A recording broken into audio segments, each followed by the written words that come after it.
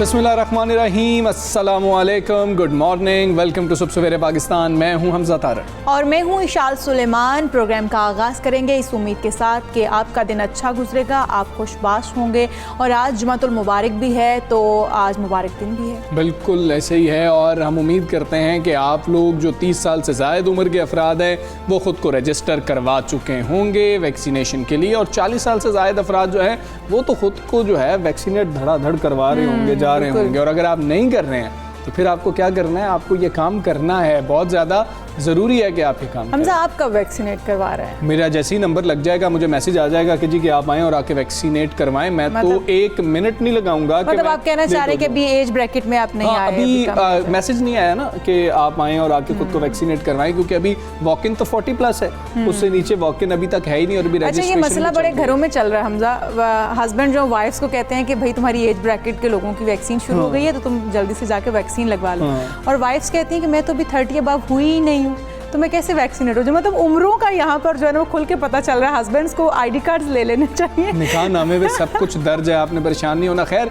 ये हमारी खुद की जिम्मेदारी है ना, हमें पता है कि हमारी उम्र कितनी है और हमने जाके वैक्सीनेट करवाना है खुद को। अगर हम उस ब्रैकेट के अंदर आ चुके हैं जिसके लिए इजाज़त मिल चुकी है और गवर्नमेंट जो है वो वैक्सीन लगवा रही है, तो आप लोगों ने परेशान नहीं होना है इसके ऊपर बिल्कुल भी कि पता नहीं उधर कितना रश होगा। कुछ भी नहीं है, बड़े बेहतरीन इंतजामात है। अब तो वैक्सीनेशन सेंटर्स की तादाद भी आप लोगों के लिए, हमारे लिए, हमारी सहूलत के लिए बढ़ाई जा रही है। अगर आप खुद वैक्सीनेट हो चुके हैं, दूसरे को मोटिवेट करें कि भाई मैं अल्हम्दुलिल्लाह बिल्कुल ठीक हूँ, आप भी खुद को वैक्सीन लगवाएं। और घबराने की बात नहीं है, अगर आपकी एज जो है वो पता भी चल जाएंगे तो कोई घबराने वाली बात नहीं है। अच्छी बात है कि आप वैक्सीनेट जल्द से जल्द हो पाएंगे, तो इसलिए हमें अपनी एज छुपानी नहीं है। इस वक्त तो मुझे लगता है कि लोगों की ये ख्वाहिश होनी चाहिए कि काश हमारी उम्र ये होती, हम पहले वैक्सीन लगवा सकते।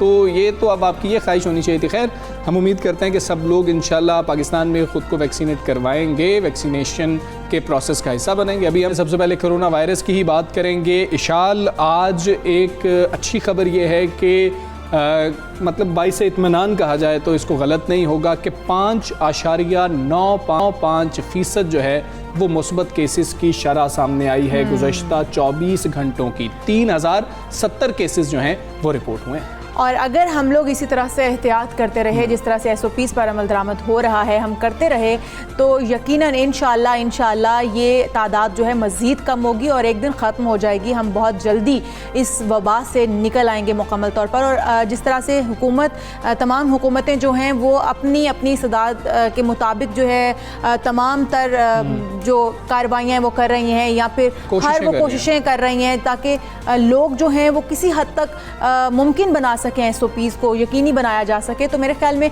हमें इनफरादी तौर पर भी अपनी जिम्मेदारी को निभाना होगा। अच्छा, एक और अहम चीज़ जो सामने आ रही है वो महकमा सेहत पंजाब का मौक़िफ़ जो सामने आ रहा है। वो कह रहे हैं कि अभी इतनी नरमी नहीं होनी चाहिए, और ज़राए के मुताबिक 2 हफ्ते के मज़ीद जो लॉकडाउन है उसकी तजावीज़ सामने आ रही है महकमा सेहत पंजाब की जानिब से, जो कि एक अहम चीज़ है। क्योंकि हमने देखा था कल फिर से शरह एक दफ़ा बूस्ट कर गई थी, जो हमने कल आपके साथ आदादो शुमार शेयर किए थे, लेकिन आज के जो हैं वो हमने आपके साथ शेयर किए। 5.95% मुस्बत शरह की मतलब शरह होना कि जो केसेस सामने आए हैं, ये एक अच्छी खुशाइंद बात है। इसी पर सारी सूरत हाल पर वैक्सीनेशन के ऊपर भी बात करेंगे। पार्लिमानी सेक्रेटरी बराए हेल्थ डॉक्टर नौशीन हामिद हमारे साथ मौजूद है। डॉक्टर अस्सलाम वालेकुम, गुड मॉर्निंग। आज के अगर हम केसेस देख लें, शरह देख लें, 5.95 काफ़ी बेहतर है, लेकिन महकमा सेहत पंजाब क्या वाकई ये तजवीज़ दे रहा है कि 2 हफ्ते का लॉकडाउन लगा देना चाहिए?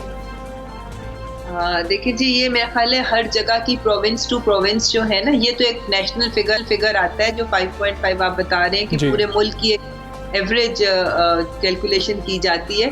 कुछ जगहों पे 9 भी होगा, कुछ जगहों पे 4 भी होगा, तो इस तरह ये एक एवरेज निकाली जाती है।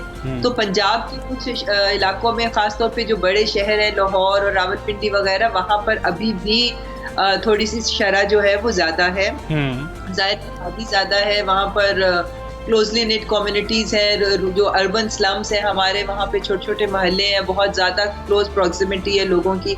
तो इस वजह से ये बड़े शहरों के अंदर जो है वो थोड़ा सा अभी भी पॉजिटिविटी रेशियो ज़्यादा है। और पंजाब गवर्नमेंट आई थिंक ज़रा ज़्यादा, बल्कि इवन सिंध गवर्नमेंट भी, ये लोग अभी थोड़ी देर और पाबंदियाँ जो हैं वो रखना चाह रहे हैं। पर बहरहाल ये के पास एक स्वाबदीदी वो होती है इख्तियार कि वो अपनी डिसीजंस कर सकते हैं और एनसीओसी उनको बाउंड नहीं करती, क्योंकि हर जगह की डायनामिक्स फ़र्क होती हैं और एनसीओसी अपनी सिफारिशात दे सकता है, मगर उसको किस तरीके से उस पर अमल दरामद करना है और किस हद तक करना है वो सूबों का इख्तियार होता है। तो मेरा ख्याल है इसके ऊपर मजीद अभी थोड़ी सी बातचीत होगी और आने वाले दिनों में मजीद फिगर्स को के तो फिर डिसीजन होगा। नौशीन साहिबा, एक और खबर हमारे सामने आई कि हुकूमत ने 18 साल से जो ज़ायद उम्र के नौजवान हैं उनके लिए भी वैक्सीनेशन का अमल जो है उसके लिए कोई पॉलिसी तरतीब दी है।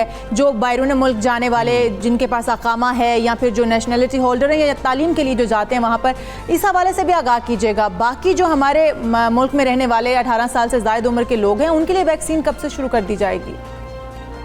देखिए जी, इस वक्त ये हमेशा से डिस्कशन में रहा है कि जो थोड़े से ग्रुप्स जो हैं, जो प्रायोरिटी जिनको हमें देनी चाहिए, जिनकी ज़्यादा पब्लिक इंटरेक्शन होता है, या जिस तरह अभी स्टूडेंट्स हैं जिन्होंने बाहर जिनकी एजुकेशन सफ़र कर रही थी वो यहाँ आ गए थे और वापस नहीं जा सके थे और वहाँ उनकी पढ़ाई शुरू हो चुकी हुई है। तो एक तो उन लोगों को अलाउ किया गया है कि जिनकी जॉब्स हैं वहाँ पर, जो जो लेबर क्लास है या जो दूसरी जॉब्स जिनकी थी, जो यहाँ आकर फिर वो स्टक हो गए थे, वो नहीं जा पा रहे थे, तो उनको अलाउ किया गया है कि उनकी वैक्सीनेशन हो जाए ताकि वो जल्द से जल्द वापस जाके अपनी जॉब्स या अपनी पढ़ाई को कंटिन्यू कर सकें। उसके अलावा आपने देखा है कि अब चूँकि हमें इवेंचुअली तालीमी अदारे खोलने हैं, क्योंकि बच्चों का आप किस हद तक खर्च करा सकते हैं, तो उसके लिए टीचर्स को भी प्रायोरिटाइज किया गया है कि 5 जून से पहले हम तमाम अपने टीचर्स को भी वैक्सीनेट कर दें ताकि तालीमी इदारों के अंदर भी काम जो है वो मामूल की तरफ आ सके। बाकी 30+ के लिए इंशाल्लाह 2-1 हफ्ते में वैक्सीनेशन शुरू हो जाएगी और जैसी उनकी शुरू होगी तो उसके बाद फिर बाकी एज ग्रुप्स को भी रजिस्ट्रेशन के अमल में लाया जाएगा। मैं समझती हूँ कि वो वक्त दूर नहीं है कि अब हम 18+ लोगों को भी वैक्सीन की तरफ लाएंगे, क्योंकि अब इंशाल्लाह ताला वैक्सीन जो है वो वाफिर मिकदार में हमारे पास मौजूद है और पीछे पाइपलाइन में भी बहुत सारी कंसाइनमेंट्स जो हैं वो आ रही हैं इकट्ठी। ये हम इसको कंसाइनमेंट्स में इसलिए मंगवा रहे हैं क्योंकि इनकी एक शेल्फ लाइफ होती है, ठीक है, और जब आती है तो जाहिर है कि हमें वो 3 हफ्ते के गैप से लगानी होती है, तो इनको स्टोरेज इनको संभालना, तो इसलिए वो हम बैचेस में उसको मंगवा रहे हैं। मगर अब हमारा पूरा जो प्लान है वो इंशाल्लाह हर महीने हमारे पास एक अच्छी कंसाइनमेंट आती जाएगी और अब ये तसलसल जारी रहेगा। ठीक है, और जिस खुद बताया कि सेंटर्स बढ़ गए हैं तो अब तेजी रही है अमल। ठीक है, डॉक्टर साहब ये भी बता दीजिएगा, रुझान हम देख रहे हैं कि तब्दील हुआ है लोगों का, बड़ी तादाद में लोग जो हैं अब वैक्सीनेट खुद को करवाने के लिए आ रहे हैं, लेकिन हमने एज ब्रैकेट्स रखी थी पहले, फिर वॉक इन कर दिया था। अब जो 60 साल से ज़ायद उम्र के अफराद जिन्होंने वैक्सीन नहीं लगवाई आके, फिर 50 वाले और फिर 40 वाले, उनके लिए गवर्नमेंट क्या करेगी? उनको किस तरह से बाउंड किया जाएगा कि वो वैक्सीन लगवाएं? जी बिल्कुल, देखें अभी गो के आपको सेंटर्स पे रश नज़र आ रहा है और लोग आ रहे हैं और लगवा रहे हैं। अगर रजिस्ट्रेशन अगर आप देखें तो जिन एज ब्रैकेट्स के लिए रजिस्ट्रेशन खोली गई और उनको लगाई गई वो अभी भी टोटल उस एज ब्रैकेट के 10% के करीब लोग हैं जिन्होंने आए, और तो अभी तो बहुत सारे लोग जो हैं वो अभी हेजिटेट अभी भी कर रहे हैं और अभी भी वो अपने आप नहीं करवा रहे। तो डेफिनेटली क्योंकि ये डाटा सारा मेंटेन्ड है हमारे पास निम्स के थ्रू, जो नेशनल इम्यूनाइजेशन मैनेजमेंट सिस्टम है और वो नादरा से कनेक्टेड है, तो हमारे पास एग्जैक्टली हमें पता है कि हमारे किन लोगों ने लगवा ली है और किन शहरों में और किन इलाकों में कौन से लोग हैं जिन्होंने अभी तक अपने आप को रजिस्टर नहीं कराया। तो एक दफ़ा ये जो विनिंग लोग हैं, इन लोगों का जैसे ही ये लोग कंप्लीट होते हैं तो फिर बिल्कुल डोर स्टेप्स पे भी जाके चाहे अगर लगानी पड़ेगी तो हुकूमत कोई ना कोई हिकमत अमली मुरत्तिब करेगी और हमें अपने 7 करोड़ पॉपुलेशन को इस साल के आखिर तक वैक्सीन करना है, ये हमारा टारगेट है। इसी तरह हम इम्यूनिटी की तरफ जाएंगे जिससे हम इस फैलाव को, वबा को कंट्रोल कर सकें। तो नौशीन साहिबा, क्या आप समझते हैं कि इस साल के आखिर तक 7 करोड़ आबादी है, इनको वैक्सीनेट कर लिया जाएगा और वैक्सीन एक्वायर करने के लिए मजीद क्या किन कंपनियों से बातचीत चल रही है? देखिए जी, इंशाल्लाह ताला बिल्कुल हमारा जिस तरीके से ये वैक्सीनेशन अभी आपने देखे जब शुरू हुई थी तो कुछ 1000 लोग आते थे, फिर ये 1 लाख हुई, फिर अब ये 2 लाख से अबव जो है वो डेली वैक्सीनेशन हो रही हैं। इंशाल्लाह ताला कुछ दिनों में ही जैसे ही वैक्सीनेशन सेंटर सारे फाल होते हैं, हम लोग इसको 3 लाख पर लेकर जाएंगे और फिर आने वाले दिनों में मजीद जो है इसकी तादाद बढ़ाई जाएगी और लेटर ऑन स्टेज पे ये इससे भी बहुत ज़्यादा डेली का टारगेट हमारा।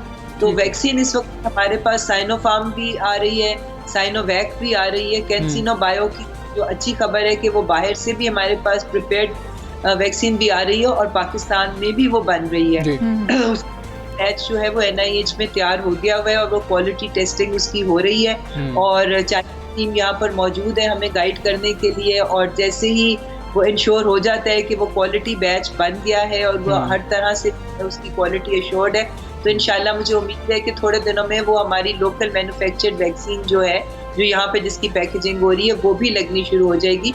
तो कैंसिनो बायो पाकिस्तान में भी अब बन भी रही है और इंशाल्लाह ताला वो लग भी रही है। ठीक है। उसके अलावा एस्ट्राजेनेका की भी बड़ी तादाद हमारे पास आ गई और 2.3 मिलियन है वो आने वाले दिनों में एस्ट्राजेनेका भी हमारे पास पहुंच रही है। ठीक है डॉक्टर साहबा, एक और अहम मामला आपसे जानना चाहेंगे कि हम देख रहे हैं कि पंजाब के अंदर रुझान ज़्यादा है, लोग बड़ी तादाद में आ रहे हैं वैक्सीन लगवाने के लिए। दीगर सूबों की बात करें तो वहाँ पर लोग उतनी तादाद में नहीं आ रहे ख़ुद को वैक्सीनेट करवाने के लिए। NCOC के प्लेटफॉर्म से क्या सूबों को भी कहा जा रहा है कोई कैंपेन चलाएं, अपने लोगों को मोटिवेट किया जाए कि आप लोग भी आएँ और आकर ख़ुद को वैक्सीनेट कराएं? हालांकि पंजाब में भी कम तादाद है लेकिन बाकी सूबों में तो बहुत ही कम तादाद है।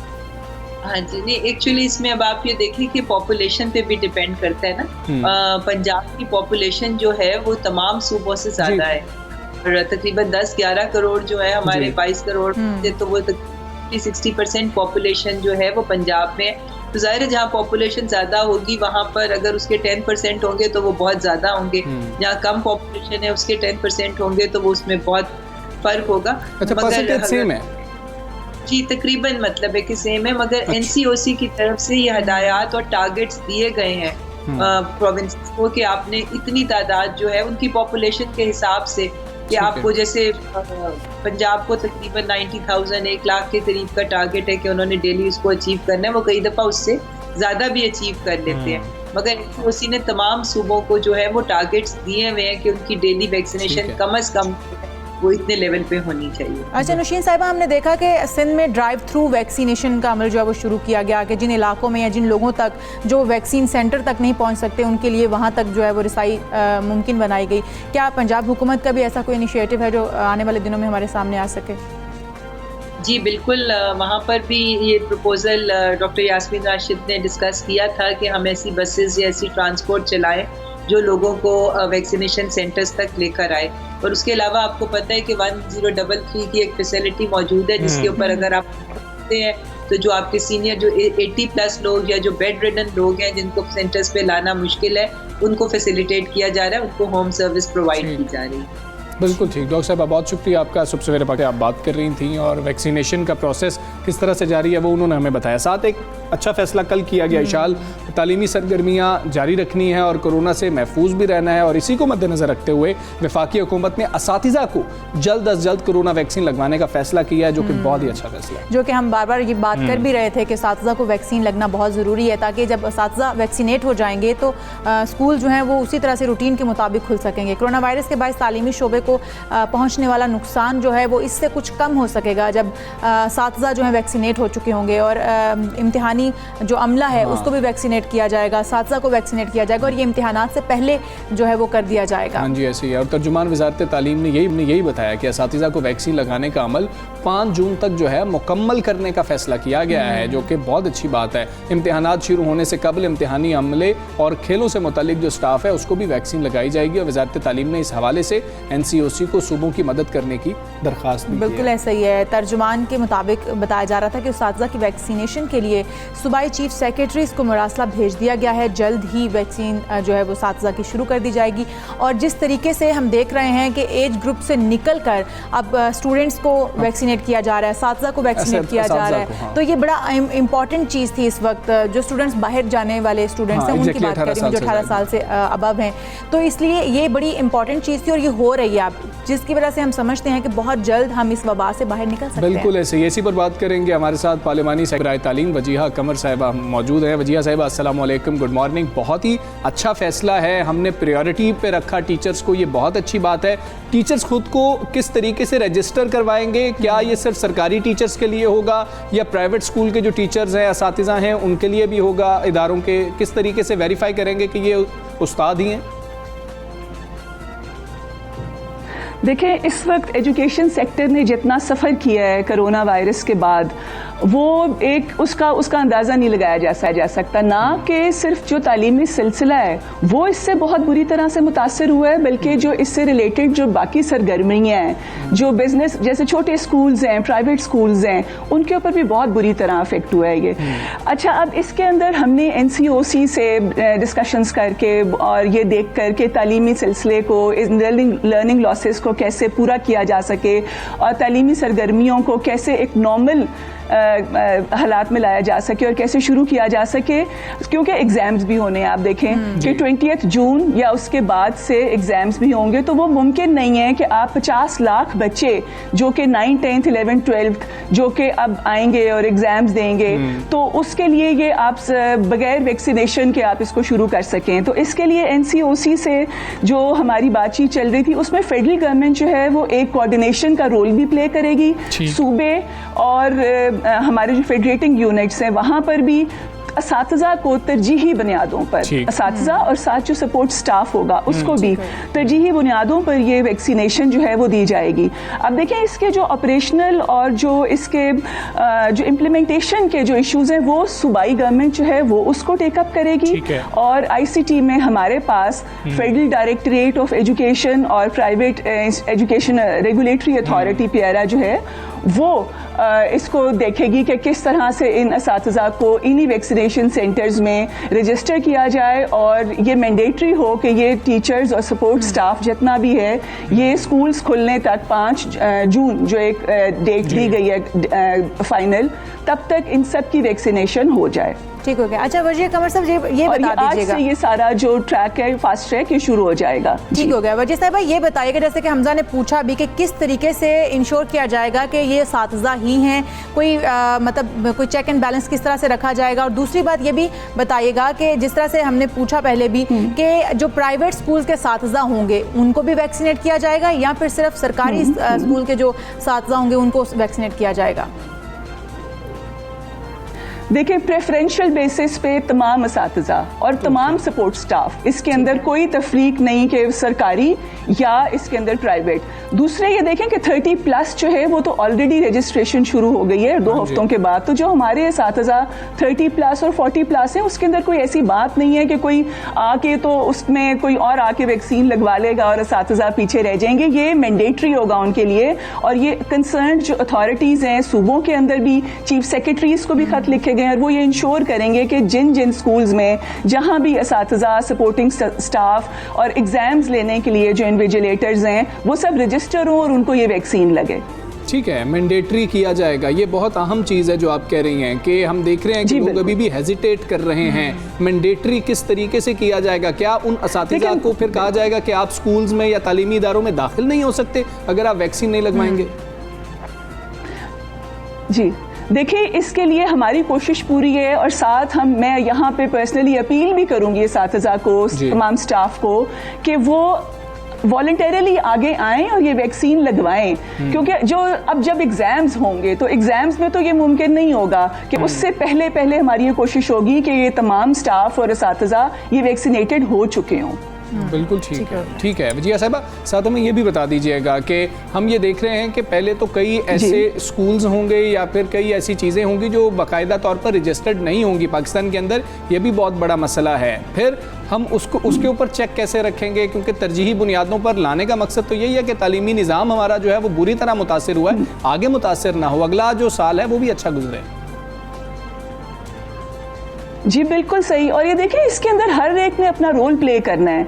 हमने भी एजुकेशन मिनिस्ट्री ने, तमाम कंसर्न अथॉरिटीज़ ने, एडमिनिस्ट्रेशन ने, NCOC ने, जब सब लोग मिलकर ये चल रहे हैं तो ये मुमकिन नहीं होगा कि जो स्कूल्स रजिस्टर्ड नहीं हैं वो इसमें पीछे रह जाएं। उनको भी वॉलंटरीली आगे बढ़कर वो तालीमी सिलसिला उसी सूरत में चल सकेगा ना। पेरेंट्स के लिए भी उनको ये एश्योरेंस होगी कि वो जिस स्कूल में जा रहे हैं, जिस स्कूल में उनके बच्चे जा रहे हैं, वहाँ पे जो असातिज़ा हैं वो सेफ़ हैं, उनके बच्चे जो हैं वो भी सेफ़ हैं। हमें खुद ये समझने की ज़रूरत है कि जब तक हम सब सेफ नहीं होंगे तब तक दूसरे लोग भी सेफ नहीं होंगे हमसे। तो इसमें आगे बढ़कर हमने खुद इस मुहिम को कामयाब भी बनाना है। बिल्कुल ठीक है मैडम, आप बिल्कुल दुरुस्त कह रही हैं। ये हम लोग सबकी जिम्मेदारी है कि हम दूसरों को भी मोटिवेट करें, खुद भी अपने आप को वैक्सीनेट करवाएं। अच्छा, जो सरबराहान होंगे इदारों के, क्या उनके ऊपर ये बाइंडिंग की जा सकती है? क्योंकि हम बाकी ममालिक में देख रहे हैं कि इंसेंटिव्स भी हैं और सजाएं भी हैं इसके ऊपर, मतलब चीज़ें वापस ले ली जाती हैं, उनके ऊपर कुछ पाबंदियां लग जाती हैं। क्या ऐसा भी किया जा सकता है कि जो मालिकान होंगे प्राइवेट स्कूल्स के या फिर जो सरबराहान होंगे सरकारी स्कूल्स के, उनको कहा जाए कि आपकी जिम्मेदारी है कि आप लगवाएं? बिल्कुल, बहुत अच्छी तजवीज़ है। और इसमें मैं समझती हूँ पहले जिस वक्त वैक्सीनेशन लगना शुरू हुई तो लोग कुछ स्केप्टिकल थे, लेकिन अब आहिस्ता आहिस्ता आकर उनके अपने अंदर भी ये अवेयरनेस आ रही है। और जब से ये सोशल मीडिया पे और मीडिया पे कैंपेन्स चलना शुरू हुई हैं और जिन लोगों ने वैक्सीन लगवाई है वो बिल्कुल ठीक हैं और उनको पता है कि नहीं, वैक्सीन लगवाए बगैर हम एक नॉर्मल ज़िंदगी शुरू नहीं कर सकते।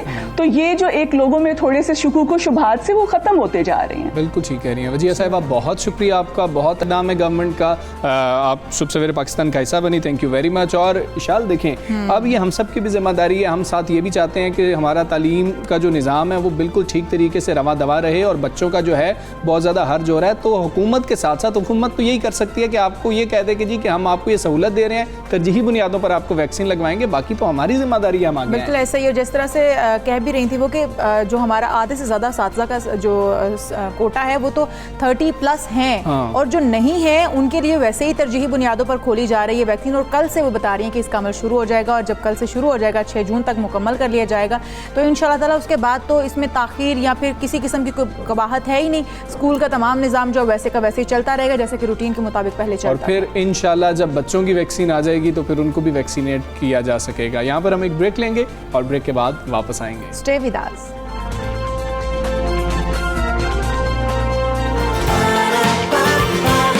सुबह सवेरे पाकिस्तान,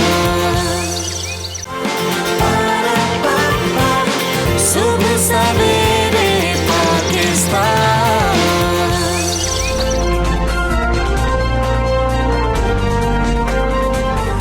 वेलकम बैक टू सुबह सवेरे पाकिस्तान। हम वापस आ चुके हैं और नाज़रीन, वफाकी हुकूमत इस वक्त सियासी और मुआशी दोनों महाजों पर मुश्किलात में घिरी है। महंगाई से परेशान आवाम को रिलीफ देना इस वक्त हुकूमत के लिए सबसे बड़ा मसला है। बजट की भी आमद है और अदाद शुमार का गोरख धंधा अगले माह आवाम के सामने पेश किए जाने की पूरी तवक्को है। हाँ जी, बिल्कुल ऐसी है। बजट आएगा और हुकूमत अगले माली साल में पब्लिक सेक्टर डेवलपमेंट प्रोग्राम के तहत जो 900 अरब रुपए खर्च करने का इरादा रखती है, मगर सवाल है कि कर्ज़ों के बोझ तले दबी हुकूमत के लिए क्या ये मुमकिन हो पाएगा? और इस वक्त गुर्बत की लकीर से नीचे अफराद की तादाद जो है वो हम बात करते हैं, रिपोर्ट सामने आती हैं, हर रोज़ बढ़ती चली जा रही है। दूसरी जानिब FBR टैक्स का हदफ 5.5 ट्रिलियन रुपए से ज़्यादा तय करने पर गौर कर रहा है। मगर आवाम को जो नौकरियों की परेशानी है वो दूसरी बुनियादी सहूलतों की अदम दस्तियाबी तक, क्या टैक्स नेट बढ़ाने की ख्वाहिश हकीकत पर मबनी है या नहीं है? मतलब आप नौकरियां देखें, बेरोज़गारी देखें तो उसकी शरह जो है वो बढ़ती चली जा रही है। हमारा हर जो चौथा बंदा बेरोज़गार होकर बैठा हुआ है, जो कि हमें अदाद व शुमार बता रहे हैं कि इस वक्त मुलाजमतें बहुत ही कम हो गई हैं, तो उसी वजह से गुर्बत भी बढ़ रही है। ऐसे ही है ना, नए लोगों को टैक्स नेट में लाना कितना ज़्यादा ज़रूरी है, ना कि जो पहले से मौजूद है उनके ऊपर मज़ीद बोझ डाल दिया जाए। इसी तमाम तर सूरत हाल पर हुकूमत के पास कौन से ऑप्शंस मौजूद हैं, गवर्नमेंट को इस बजट में क्या कुछ करना चाहिए, किधर बेहतरी आ सकती है, बात करेंगे। हमारे साथ मौशी तजियाकार मर्चेंट साहब मौजूद हैं। ज़ीशान मर्चेंट साहब, अस्सलाम वालेकुम, गुड मॉर्निंग। वज़ीर ख़जाना शौकत तरीन साहब तो ये कह रहे हैं कि PSDP में इजाफा करके जो है हम ग्रोथ को बढ़ाएंगे, इससे कोशिश की जाएगी। क्या IMF की शराइत होते हुए हम ये कर पाएंगे? आसानी होगी गवर्नमेंट के लिए या बहुत मुश्किल हो जाएगा? कंसेंसस के तौर पे चीज़ों को बहुत डिफरेंटली टैकल करना पड़ेगा और उसी तरीके से अगर हम चीज़ों को बेहतर तरीके से प्लान करके चलेंगे तो कोई वजह नहीं है कि जी आपकी महंगाई भी कम हो जाएगी, कोई वजह नहीं है कि आप एम्प्लॉयमेंट भी जनरेट कर सकेंगे, कोई वजह नहीं है कि आप जो है अपना ग्रोथ रेट जो इस वक्त काफ़ी कम है उसको आप बढ़ा सकते हैं। अच्छा साहब, आपकी टैक्स अमूल पर खासी नज़र है, आप क्या नहीं समझते कि FBR टैक्स बेस बढ़ाने पर तवज्जो देने की बजाय उन अफराद पर मजीद बोझ ना डाले जो पहले से ही टैक्स नेट में है? देखिए, मैं आपको बड़ा इसकी सिंपल सी एग्जांपल देता हूँ। जितना आप टैक्स रेट बढ़ाते चले जाएंगे उतना टैक्स की चोरी ज़्यादा होती चली जाएगी। दुनिया में खुशी से कोई भी टैक्स नहीं देता, चाहे वो एक तरक्की याफ्ता मुल्क के लोग हों, चाहे एक तरक्की पजीर मुल्क जैसे पाकिस्तान है उसके लोगों, टैक्स खुशी से कोई नहीं देता। तो आपको करना क्या चाहिए कि आपको इतना टैक्स रखना चाहिए कि जितना किसी को देते हुए जेब पे भारी ना पड़े। ठीक है। क्यों? अब होता क्या है कि जब आप टैक्स रेट्स को बढ़ाते हैं, जैसे मैं आपको एग्जांपल दूं, इंपोर्ट पे क्या होता है कि 5.5% इनकम टैक्स लगता है, 17% सेल्स टैक्स लगता है, 3% एडिशनल टैक्स लगता है और फिर उसके बाद कस्टम ड्यूटी लगती है। तो ये जो टैक्सेस और ड्यूटीज हैं ये कुछ केसेस में 40 से 50% से ज्यादा बढ़ जाते हैं और वही चीज जो है स्मगल गुड्स की सूरत में आपको जो है उससे आधे कॉस्ट में पड़ती है। तो कौन ऐसा शख्स होगा कि जो वो आपकी डॉक्यूमेंटेड इकोनॉमी में आएगा? तो आप डॉक्यूमेंटेशन से तो खुद लोगों को भगा रहे हैं क्योंकि आप स्मगलिंग पे कंट्रोल नहीं कर पा रहे। आप जो है स्मगलिंग जो है वो चैनल्स खुले हुए हैं, टैक्सेस के रेट्स हाई हैं, तो एक व्यापारी तो ये कहता है कि यार मुझे तो कम कीमत में माल चाहिए, और जब कम कीमत में माल मिल रहा है तो वो जैसा भी माल होगा वो खरीद लेगा क्योंकि उसे तो अपनी कॉस्ट कम करके अपना मुनाफा ज्यादा करना है। तो ये जब तक एक बिल्कुल ये एक इसमें कोई जैसे कहते हैं रॉकेट साइंस नहीं कि जितना टैक्स रेट कम होगा उतना जो है आपका टैक्स बेस बढ़ेगा, उतना ही आपका टैक्स रेवेन्यू बढ़ेगा। मुझे अच्छी तरीके से याद है कि 2013-14 में मैंने उस वक्त की गवर्नमेंट से ये चीज कही थी कि आप सेल्स टैक्स के रेट को 5% पे फिक्स कर दें, नो इनपुट नो रिफंड, और आपकी जो कलेक्शन है सेल्स टैक्स की वो बढ़ जाएगी। तो मुझे सामने से जवाब गवर्नमेंट ने ये दिया था कि जी आप गारंटी कर लीजिए कि टैक्स बढ़ जाएगा।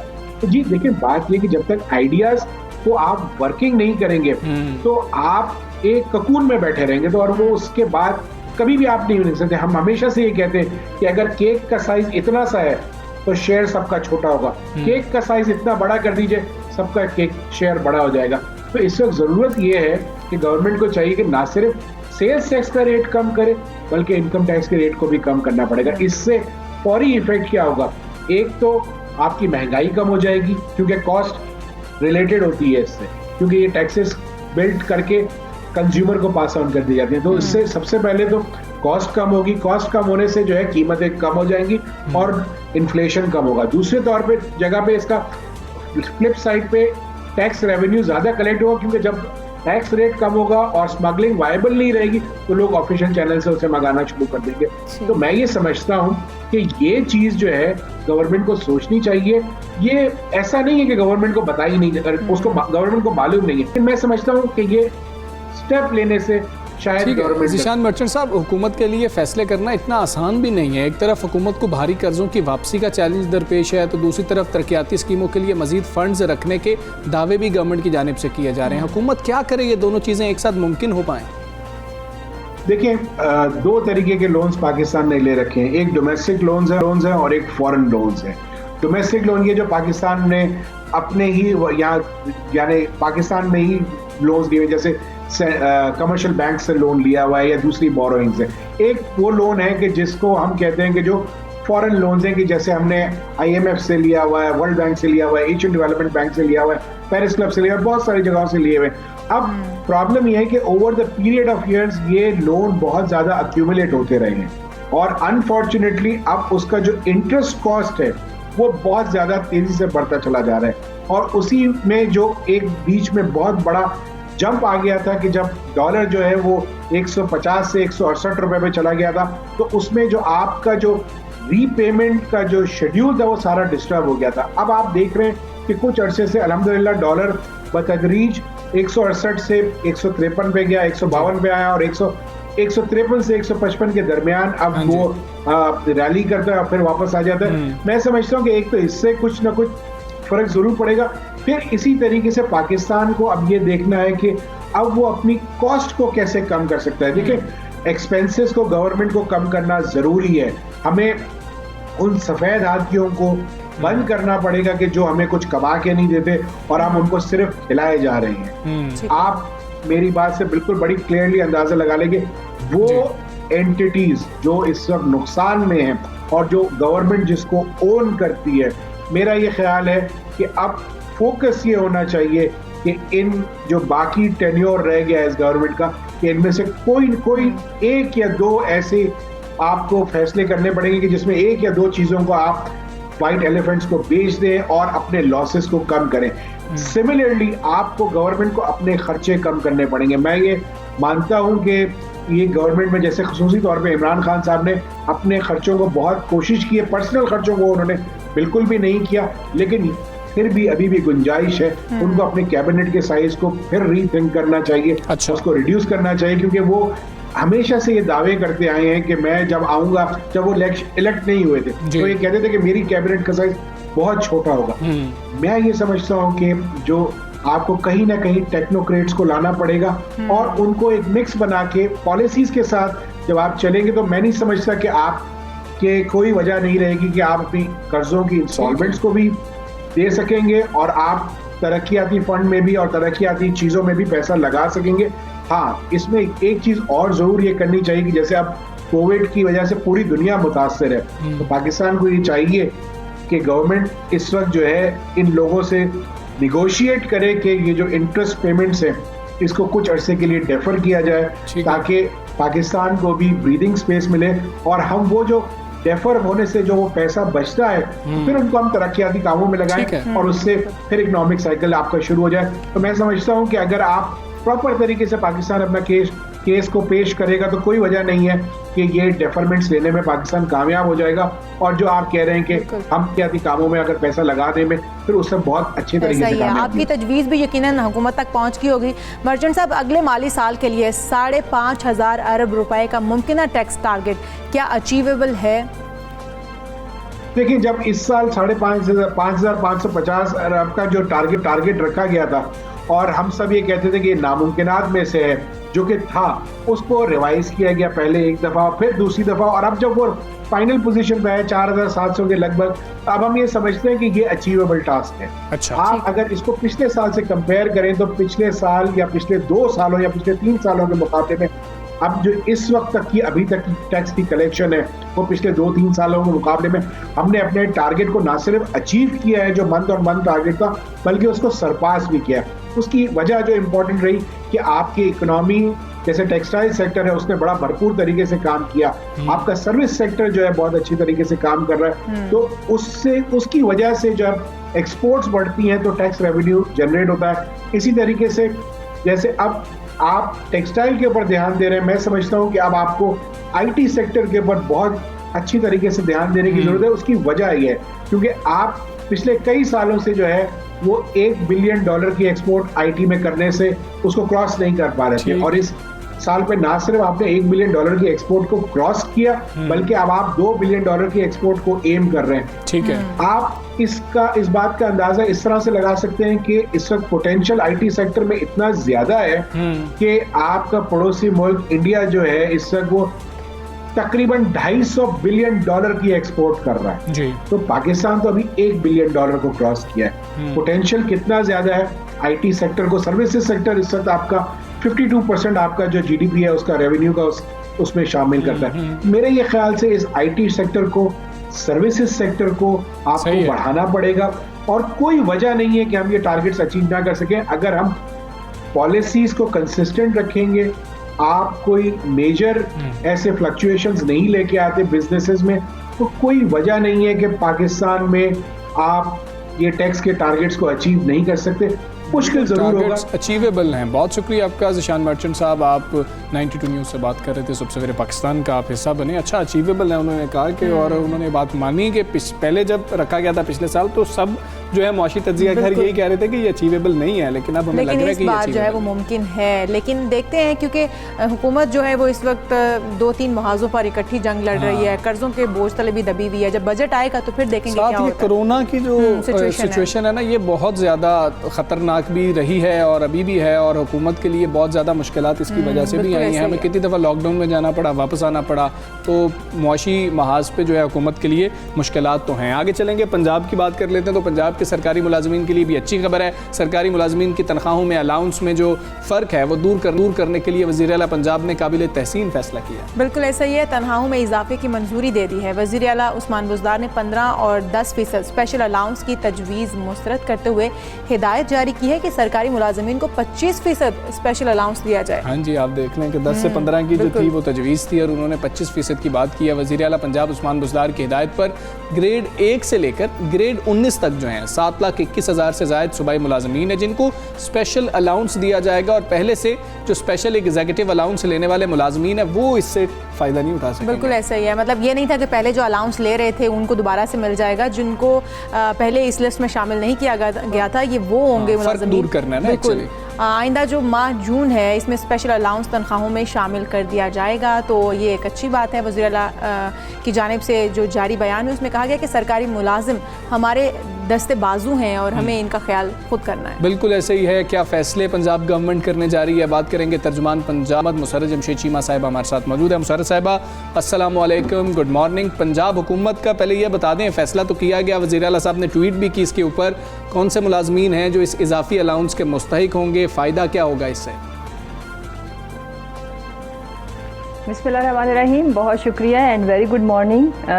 सबसे पहले तो देखें, बढ़ती हुई महंगाई और जिस तरह से इन्फ्लेशन, तो इसको पेश नज़र रखते हुए और फिर सरकारी मुलाजमीन में एक जो इनकी तनख्वाहों में एक अदम मसावात भी थी, जिसके ऊपर प्राइम मिनिस्टर के विजन के मुताबिक सीएम साहब ने बड़ा अच्छा और बरवक्त फ़ैसला किया है। और ये एहसास रखना, आपको पता है कि इस महरूम तबके का कभी भी एहसास नहीं किया गया। तो जब हम वेलफेयर स्टेट की बात करते हैं, मदीना की रियासत की बात करते हैं, और हम अपने महरूम और गरीब तबके के लिए डिफरेंट किस्म के, आपको पता है एहसास प्रोग्राम की अम्ब्रेला के अंडर आपको पता है कि कोई 170 से भी ज़्यादा प्रोग्राम्स के ऊपर हम काम कर रहे हैं। और फिर अभी जो प्राइम मिनिस्टर ने एक नया इनिशिएटिव, नया तो नहीं है, इसके ऊपर बड़ी देर से काम हो रहा था, लोगों के सामने अब आया जब उसके समरात नज़र आना शुरू हुए हैं। जैसे फूड सिक्योरिटी पाकिस्तान का सबसे बड़ा चैलेंज है, तो अब सरकारी मुलाजमीन भी उसी तबके में आते हैं कि जिनकी हर ज़रूरत का ख्याल रखना स्टेट की रियासत की जिम्मेदारी है। आप यकीन माने कि जब सीएम साहब को कोई 10 से 15% की रिकमेंडेशन दी गई, और याद रखें कि इस महरूम तबके का नुमाइंदा कोई भी नहीं होता, तो जो उनके राइट्स को सेफ गार्ड करे या उनके लिए आवाज़ उठाए, तो बस ऐसे ही जब भी डिसीजन होता है बस हो जाता है। लेकिन सीएम साहब ने बिल्कुल जो प्राइम मिनिस्टर का विजन है उसके ऐन मुताबिक 25% जो है स्पेशल अलाउंस देने का वादा नहीं किया, उन्होंने ये कर दिया है। मुसर्रत साहिबा, मुलाजमीन तो ये कहते हैं कि हुकूमत ने एहतजाज के बाद तनख्वाहों में इजाफा किया, ऐसे मामलात में एहतजाज की नौबत ही क्यों आती है? इनिशिएटिव तो हो गया, अब शुरू भी हो जाएगा। नहीं, ऐसा नहीं है। देखें, याद रखें कि अगर सिर्फ उनको जस्ट एक क्या उसको कहते हैं कि आपको पता है कि टालने के लिए अगर डिसीजन होती तो फिर 10 से 15% की रिकमेंडेशन थी, लेकिन जो सीएम साहब ने, जो हमारी गवर्नमेंट ने डिसीजन करा है वो 25% का किया है।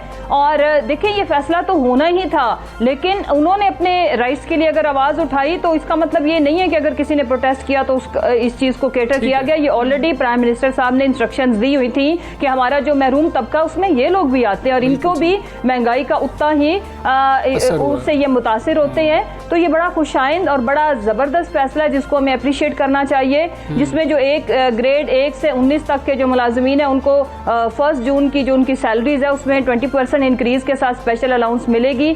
लेकिन इसमें जो पहले से जिनको किसी किस्म के अलाउंसेस मिलते हैं स्पेशल, वो इसमें शामिल नहीं होंगे। और आगे इंशाअल्लाह ताला जो मैं आने वाला टाइम देख रही हूँ, जिसमें जब भी हम ये बात करते थे पिछले साल कि अगला साल बहुत बेहतर होगा, लेकिन अल्हम्दुलिल्लाह अगर हम कोविड की सिचुएशन को देखें उस पर हमारी गवर्नमेंट ने बड़े अच्छे तरीके से काबू पाया। वैक्सीनेशन में हम तेज़ी से गामजन है और हम अपने अहदाफ को कंप्लीट करने जा रहे हैं। जहाँ तक रह गई हमारी इकॉनमी, फर्स्ट टाइम पाकिस्तान में रुपए की कदर बढ़ रही है। Otherwise more than 50 to 60% decline आता था। अभी अल्हम्दुलिल्लाह हम अपने जो हमारे जो हमारी जो इकोनॉमी है वो एक्सपोर्ट की बजाय इंपोर्ट की बजाय एक्सपोर्ट की तरफ जा रहे हैं, तो चीज़ें बड़ी ज़बरदस्त हो रही हैं। ठीक है मुसर साहब, ये फरमा दीजिएगा कि तनख्वाहों में ये जो अलाउंस है उसमें 25% इजाफा तो कर दिया गया वज़ीर आला साहब की जानिब से। ख़जाने की बात कर लेते हैं, ख़जाना ये बोझ बर्दाश्त कर पाएगा? कितना फ़ंड रखा गया उनके लिए? देखें, सबसे इम्पॉर्टेंट चीज़ ये है कि जब इस मुल्क में ख़जाने के साथ ये भी हुआ कि आपका हेल्थ का, आपकी एजुकेशन का बजट ऐसे मंसूबों में झोंक दिया गया जिसका कोई उतना आउटकम नहीं है, जिसके ऊपर आपने भी बेशुमार प्रोग्राम किए, लेकिन प्राइम मिनिस्टर इमरान खान का जो विजन है जिसको एग्जीक्यूट कर रहे हैं सरदार उस्मान बुज़दार साहब के ह्यूमन डेवलपमेंट कम्स फर्स्ट, और ह्यूमन डेवलपमेंट में जो एक महरूम और गरीब तबका, उनके सैलरी स्ट्रक्चर भी आता है ताकि वो अपनी आम रोज़मर्रा ज़िंदगी की जो ज़रूरियात हैं उनको वो मीट कर सकें। तो इसलिए हमारा मतमा नज़र पहले भी ह्यूमन डेवलपमेंट था, अभी भी है, और ये उसी का पहलू है कि जब हम एक गरीब तबके को एहसास प्रोग्राम के तहत जब हम उनको हर तरह से नवाज रहे हैं, तो फिर ये मुलाजमीन भी उसी में आते हैं और इनको भी हमें लुक आफ्टर करना है। और इंशाल्लाह ये तो अभी कुछ भी नहीं है, आप आने वाला टाइम देखेंगे। मैं फिर आज ये आपसे बात करती हूँ कि अगला साल इससे बहुत बेहतर है, बिकॉज आपको पता है कि हम अपनी बिजली प्रोड्यूस करने जा रहे हैं, 10 से ज़्यादा डैम्स के ऊपर काम हो रहा है। तो इंशाल्लाह आप देखेंगे कि पंजाब गवर्नमेंट बिल्कुल उसी तरह जो एन विजन है आपके प्राइम मिनिस्टर का, और वो विजन क्या है, वेलफेयर स्टेट, मदीना की रियासत, इक्वल डिस्ट्रीब्यूशन ऑफ रिसोर्सेज, और इक्वल डिस्ट्रीब्यूशन में हमारे सरकारी मुलाजमीन का भी उतना ही हक है जितना किसी और आम शहरी का। मुसर्रत साहिबा, ये भी बताएगा, विफाक में तो सरकारी मुलाजमीन की जो इंक्रीमेंट लगाया जाएगा या फिर उनको प्रमोट किया जाएगा वो उनकी कारकर्दगी की बुनियाद पर किया जाएगा, क्या पंजाब में भी कोई ऐसा प्लान है? देखें, वो एक अलग चैप्टर है, वो है रिफॉर्म्स का, कि ब्यूरोक्रेसी के अंदर भी ये बहुत ज़रूरी है कि जो सरकारी मुलाजमीन है, नॉट ऑल, कुछ ऐसे हैं जो सिर्फ 9 to 5 टाइम पूरा करने आते हैं, they are looking at the watch कि कब ये ख़त्म हो, वो वर्क बिल्कुल, क्योंकि जब आप एक सरकारी स्ट्रक्चर के अंदर आ जाते हैं तो उसमें कोई एवेल्यूएशन का, कोई परफॉर्मेंस का क्राइटेरिया ही नहीं है। बड़ी बदकिस्मती है ये, यही वजह है कि जो आहो बका आती है कि सरकारी जो ऑफिसर्स या मुलाजमीन होते हैं वो अवाम को उस तरह से सर्विस नहीं देते। लेकिन ये हमें याद रखना पड़ेगा कि इसी अवाम के, गरीब अवाम के टैक्स के पैसे से उनको सैलरी और सारा कुछ मिलता है। तो उसके लिए बिल्कुल काम हो रहा है कि जो आपकी प्रमोशन होगी वो उसके लिए एक क्राइटेरिया होएगा, और उसके अलावा इनके ऊपर भी चेक एंड बैलेंस के ऊपर, ताकि एक अच्छी परफॉर्मेंस और एक इन कंपटीशन की इन्वायरमेंट के जो अच्छे परफॉर्मर होंगे उनको एप्रिसिएशन और इन शेप ऑफ मनी या कुछ अवार्ड्स वगैरह की शक्ल में, ताकि यहाँ पे क्या है कि जो काम करता है नहीं करता है इंसेंटिव्स बराबर है, जो खिदमत कर रहा है, या कुछ ऑफिसर्स ऐसे हैं जो 24/7 काम करते हैं, कुछ ऐसे हैं जो 9 to 5 भी नहीं करते। तो ये चीज़ें भी बड़ी डिस्करेजिंग है फिर उन लोगों के लिए जो मेहनत करते हैं, और जब रिवॉर्ड इक्वल है तो फिर लोग डिस्करेज होते हैं, जो परफॉर्मर है वो भी ऐसे इन्वायरमेंट से कुछ सीखने के बजाय। तो इंशाल्लाह हम आपको मल्टीनेशनल वाला इन्वायरमेंट, सरकारी ऑफिसर्स का भी उसके ऊपर काम हो रहा है कि इनकी एवेल्यूएशन और फर्दर प्रमोशंस एंड इंक्रीमेंट्स, उनके ऊपर वो एक सर्टेन किस्म का कोई चार्ट होगा, या क्या अभी जो कबल वक्त है उसका जो फाइनल स्ट्रक्चर जब आएगा तो वो फिर हम इंशाल्लाह ताला आवाम को भी उससे आगाह करेंगे, और फिर जो सरकारी मुलाजमीन है उनके ऊपर ये लागू होगा। और ये होना चाहिए एफिशिएंसी के लिए, अच्छी परफॉर्मेंस के लिए, ताकि आवाम जब इनके, आपको पता ही है कि बड़ी बदसलूकी होती है समटाइम्स, और ये जो सिफारिश का कल्चर है, पॉलिटिकल इन्फ्लुएंस, ये तभी खत्म होएगा जब उनको पता हो कि उन्होंने ये जो बंदा मेरे पास साइल आया है, ये इसके पैसे से मेरी सैलरी आ रही है। तो ये चेक एंड बैलेंस इंशाल्लाह हम इसके ऊपर वी आर वर्किंग, और ये बहुत ज़रूरी है कि अगर हम चाहते हैं, जैसे पूरी दुनिया के अंदर जज़ा और सज़ा का कॉन्सेप्ट है, तो सरकारी तबका भी इससे मुबर्रा नहीं होना चाहिए। बिल्कुल ठीक है मुसर्रत साहब, आप बहुत शुक्रिया आपका। सबसे मेरे पास हिस्सा बनी, आप बात कर रही थी, लेकिन जो पंजाब के जो हैं मुलाजमीन हैं 1 ग्रेड से लेके 19वें ग्रेड तक, उनके लिए ये एक अच्छा फैसला किया गया वज़ीर आला पंजाब की जानिब से। और जो लोग पहले से ऐसे कोई भी इंसेंटिव्स ले रहे हैं, या फिर जिस तरह के अलाउंसेस, जो स्पेशल अलाउंसेस की बात हो रही है, वो ले रहे हैं, तो वो इस लिस्ट में शामिल नहीं है। इस लिस्ट में वही लोग शामिल हैं जो कि पहले से अलाउंसेस जिनको नहीं मिल पा रहे। हाँ जी, हम एक ब्रेक लेंगे, ब्रेक के बाद वापस आएंगे। Stay with us.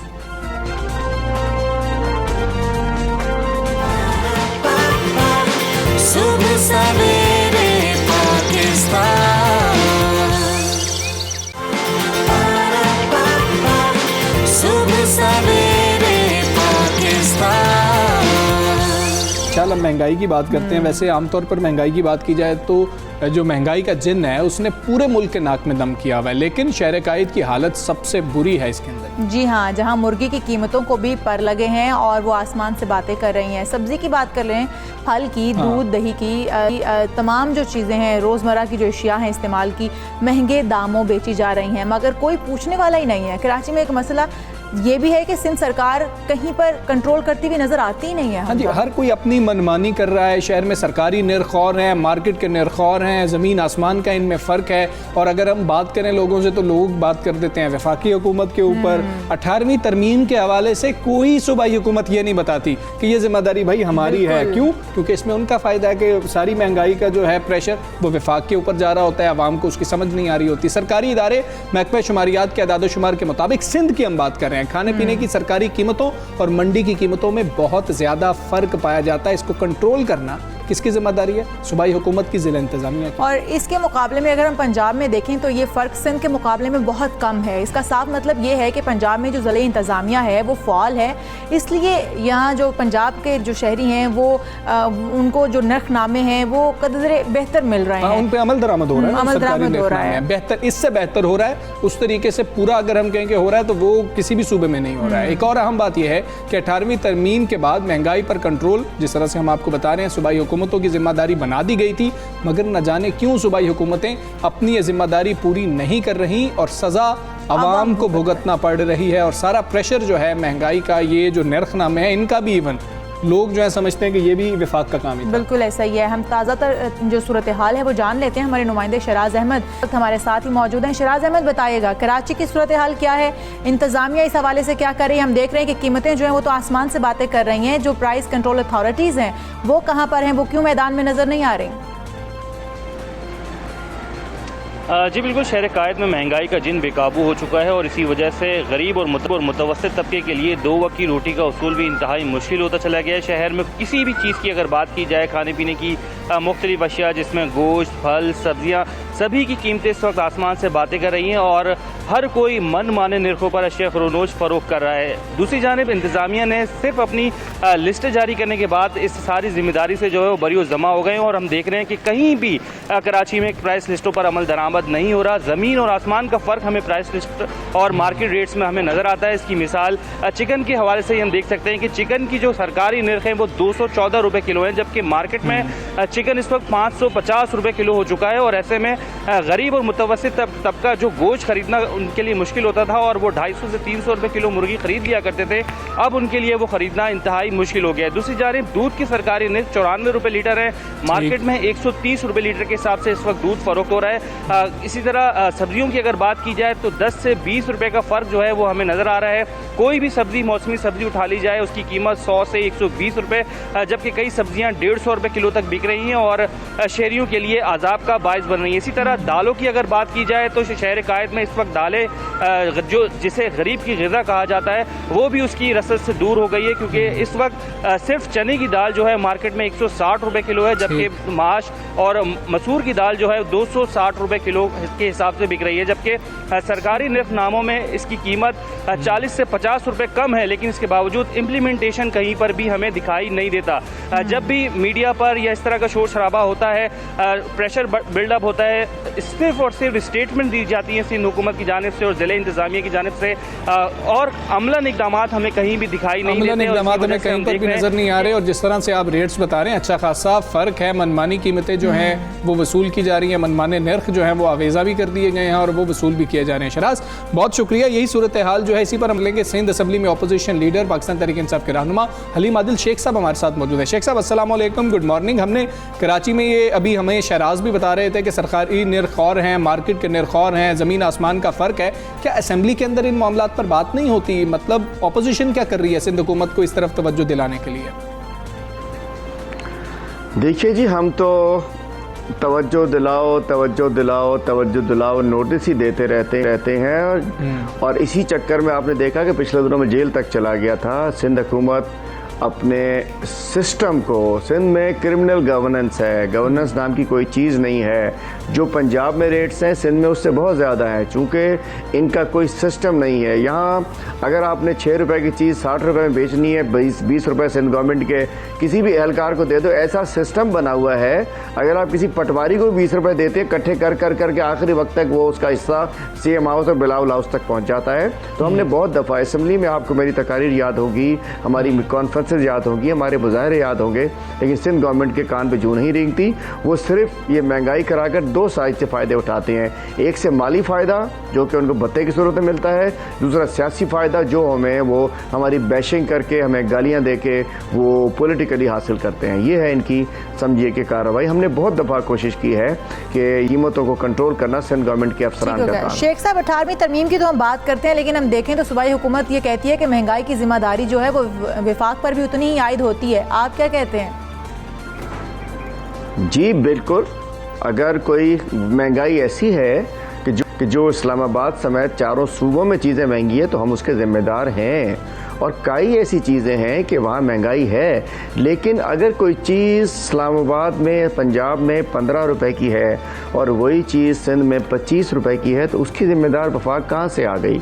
आपको पता है कि प्राइस कंट्रोलिंग वो प्रोविंशियल सब्जेक्ट है, प्राइस कंट्रोल फेडरल सब्जेक्ट नहीं है। एक चीज़ अगर मतलब टमाटर के अंदर कोई ऊपर नीचे रेट है तो उसमें वफाक का क्या वास्ता है? सब्ज़ी के अंदर कोई रेट है तो वफाक का क्या वास्ता है? आटे की बोरी में भी आपको पता है कि वो तो सेम होना चाहिए, वो पंजाब में सस्ता है और सिंध में महंगा है। बात यह है कि सिर्फ मैंने आपसे अर्ज़ किया कि इनका ये इन्होंने बना लिया है कि महंगाई कराकर जो महंगे दाम बेचने पर जो शेयर मिलता है, चूँकि सिस्टम चलता है यहाँ मुमकिन नहीं है कि 20 रुपये भी अगर कोई ग्राउंड ठेले से ले रहा है, उसका शेयर अगर ऊपर तक नहीं जाएगा तो वो फारिग हो जाएगा अफसर। ये तो नामुमकिन है। तो उन्हें वो फ़ायदा, माली फ़ायदा भी है और सियासी फ़ायदा भी है कि वो कहते रहते हैं वफाक ने ये नहीं किया, वफाक ने वो नहीं किया, वफाक ये नहीं करा। लेकिन जो जिम्मेदारी बनती है प्रोविंशियल गवर्नमेंट की, ख़ासतौर पर प्राइस कंट्रोलिंग की, जो ACs की, DCs की और उनकी एडमिनिस्ट्रेशन की, तो वो उसको पूरा नहीं कर पा। वो सिर्फ साजिश के तहत ऐसा कर रहे हैं और ये साजिशें करने की बहुत माहिर हुकूमत है। बिल्कुल ठीक है, ऐसे ही है। जो प्राइस के मामलात हैं, इसके कंट्रोल करने के मामलात हैं, ये हमेशा से प्रोविंशियल सब्जेक्ट रहा है, लोकल बॉडीज़ का सब्जेक्ट रहा है। इवन इंडिपेंडेंस से पहले की भी हम बात कर लें, तब से मामला ऐसे ही चलता आ रहा है। मार्केट कमेटीज़ के साथ जो मामला है वो भी जो शहरी इंतज़ामिया है उसका मामला होता है। खैर, एक और मामला है अलीम आदिल शेख साहब, वफाकी वज़ीर अली ज़ैदी के मुताबिक कराची के नालों की सफाई करने में सिंध हुकूमत बिल्कुल नाकाम नज़र आ रही है। उनके ट्वीट्स और तवज्जो दिलाने के बाद आप देख रहे हैं कि हुकूमत कुछ सोच रही है इसके ऊपर, आपको कोई हलचल नज़र आ रही है? सिंध हुकूमत और हलचल ये दो मुख्तलिफ चीज़ें हैं। सही। सिंध हुकूमत ने 13 साल में, मैं आपसे अर्ज़ करता चलूँ, कुछ फिगर्स दूँगा आपको, ऐसे ही कह देना जी वो चोर हैं, डाकू हैं। मैं आपको फिगर्स देता हूँ। सिंध हुकूमत के पास पिछले 13 साल में 7,880 अरब रुपए आए, जिसमें रेवेन्यू भी था और जिसमें डेवलपमेंट भी था। डेवलपमेंट साइड पे तकरीबन 1650 रुपये अरब उन्होंने खर्च किए। और आज 5 साल की रिपोर्ट कोई 15 दिन पहले PND ने जारी की है, सिंध की प्लानिंग एंड डेवलपमेंट ने, कि 5 साल में 707 अरब रुपए डेवलपमेंट में खर्च हुए, उसका रखे गए, 610 अरब खर्च हुए, 44% करप्शन की नज़र हो गए। इसका मतलब है कि 1650 अरब जो 13 साल में खर्च हुए उसका 44% लगाएं तो 650-700 अरब एक करप्शन की नज़र कर चुके हैं। 7,880 अरब में से 1650 सिर्फ खर्च किए, बाकी करप्शन की नज़र किए। तो मैं कहना चाहता हूँ कि नाले ये क्या साफ़ करेंगे? आज हर साल बारिश के अंदर शहर डूबता है, इन्होंने नालों के पैसे का, आज वाटर बोर्ड इनके पास है, आज तो KMC भी इनके पास है, म्यूनसिपल कमिश्नर कमेटीज़ भी इनके पास हैं। मैं कहना चाहता हूँ हमारे ट्वीट्स तो छोड़िए, हम तो ग्राउंड पे उनको दिलाते हैं, तो हम इन्हें बताते हैं, हम इनको जगाते हैं, लेकिन इनके कान पे जू नहीं रेंगती। इनको वही, इन्होंने अपनी कछुए की चाल चलना है, जो उनको मर्जी में आए वो करना है। आज नाले जो हैं, खुदा न खास्ता दोबारा बारिश अगर आती है तो मुझे वही सूरत हाल लग रही है जो कराची शहर की पिछले साल हुई थी। सब कुछ करने के बावजूद सिंध हुकूमत ना खुद कुछ कर रही है, ना किसी को कुछ करने दे रही है। तो शेख साहब, फिर करना क्या होगा? कराची के दरीना मसाइल हल करने के लिए सूबाई और वफाकी हुकूमत के दरमियान जो कोऑर्डिनेशन गैप है उसको किस तरीके से ख़त्म किया जा सकता है? बेहतरी किस तरह से लाई जा सकती है? देखिए जी, सबसे पहले मैं अर्ज़ करना चाहता हूँ कि हमने तो आखिरी कोशिश भी कर ली जब PCIC बनी, कराची ट्रांसफॉर्मेशन प्लान के लिए और इम्प्लीमेंटेशन के लिए 1100 अरब के प्रोजेक्ट्स की बात हुई, जिसमें से ये था कि 62% जो था फेडरल गवर्नमेंट का था, rest of the amounts provincial government ने अपने प्रोजेक्ट पे खर्च करना था। उस PCIC का चेयरमैन भी हमने सूबाई वज़ीर आला साहब को बना दिया। लेकिन इशू ये है, हम SIDCL के थ्रू भी काम करना चाह रहे थे। SIDCL को उन्होंने कहा ये तो ईस्ट इंडिया कंपनी बन गई है। हमारी पूरी ख्वाहिश है, तो हमने तो प्राइम मिनिस्टर साहब ने CM हाउस में बैठकर प्रेस कॉन्फ्रेंस की थी, CM साहब को साथ बिठाकर, और यही था कि हम अच्छी वर्किंग रिलेशनशिप कायम करें। हमारी ख्वाहिश है, हम सियासी और नज़रियाती सतह पर तो हमारी पॉलिटिकल डिफरेंसेस हैं, हम डेवलपमेंट मिलकर करना चाहते हैं और हमारी ख्वाहिश है कि हमारे इनके साथ ताल्लुकात बेहतर हों। लेकिन उनकी ख्वाहिश ये है कि किसी तरीके से तहरीक इंसाफ को नाकाम करें और कराची में कोई अपना स्पेस बनाएं। वो एक क्रिमिनल काम कर रहे हैं, एक बड़ी साजिश कर रहे हैं, एक माफिया की तरह ऑपरेट कर रहे हैं कि PTI को नाकाम करके अपना स्पेस बनाया जाए, 249 की तरह कोई कार्रवाई डाल के अपने मेंबर्स लाए जाए। हलीम अदिल शेख साहब, बहुत शुक्रिया आपका। सबसे पहले पाकिस्तान से आप बात कर रहे थे। बिल्कुल ऐसे हमजा, अब आगे बढ़ना चाहिए मेरे ख्याल में हमें, और बड़ा ही एजाज़ की बात है ये पाकिस्तान के लिए कि पाकिस्तान ख़त्े में जो तिजारत के लिए मौक़े हासिल करने के लिए कोशिशां है। हाल ही में पाकिस्तान और उज़्बेकिस्तान के दरमियान एक शिपमेंट में अक़वाम मुत्तहिदा का कसीरुल जहदी ट्रांजिट सिस्टम जो है वो इस्तेमाल किया गया है, जिसे TIR मतलब कहा जाता है। ये एक आलमी मतलब कि कस्टम ट्रांजिट सिस्टम है जो ममालिक के दरमियान जो है बॉर्डर चेकिंग के निज़ाम को तेज़ तर करके तिजारत में सहूलियात फराहम करता है। पाकिस्तान और उज़्बेकिस्तान ने पहली शिपमेंट के लिए TCS का कोरियर कंपनी हम बात करें, TCS का इस्तेमाल किया। आप सब जानते हैं TCS को।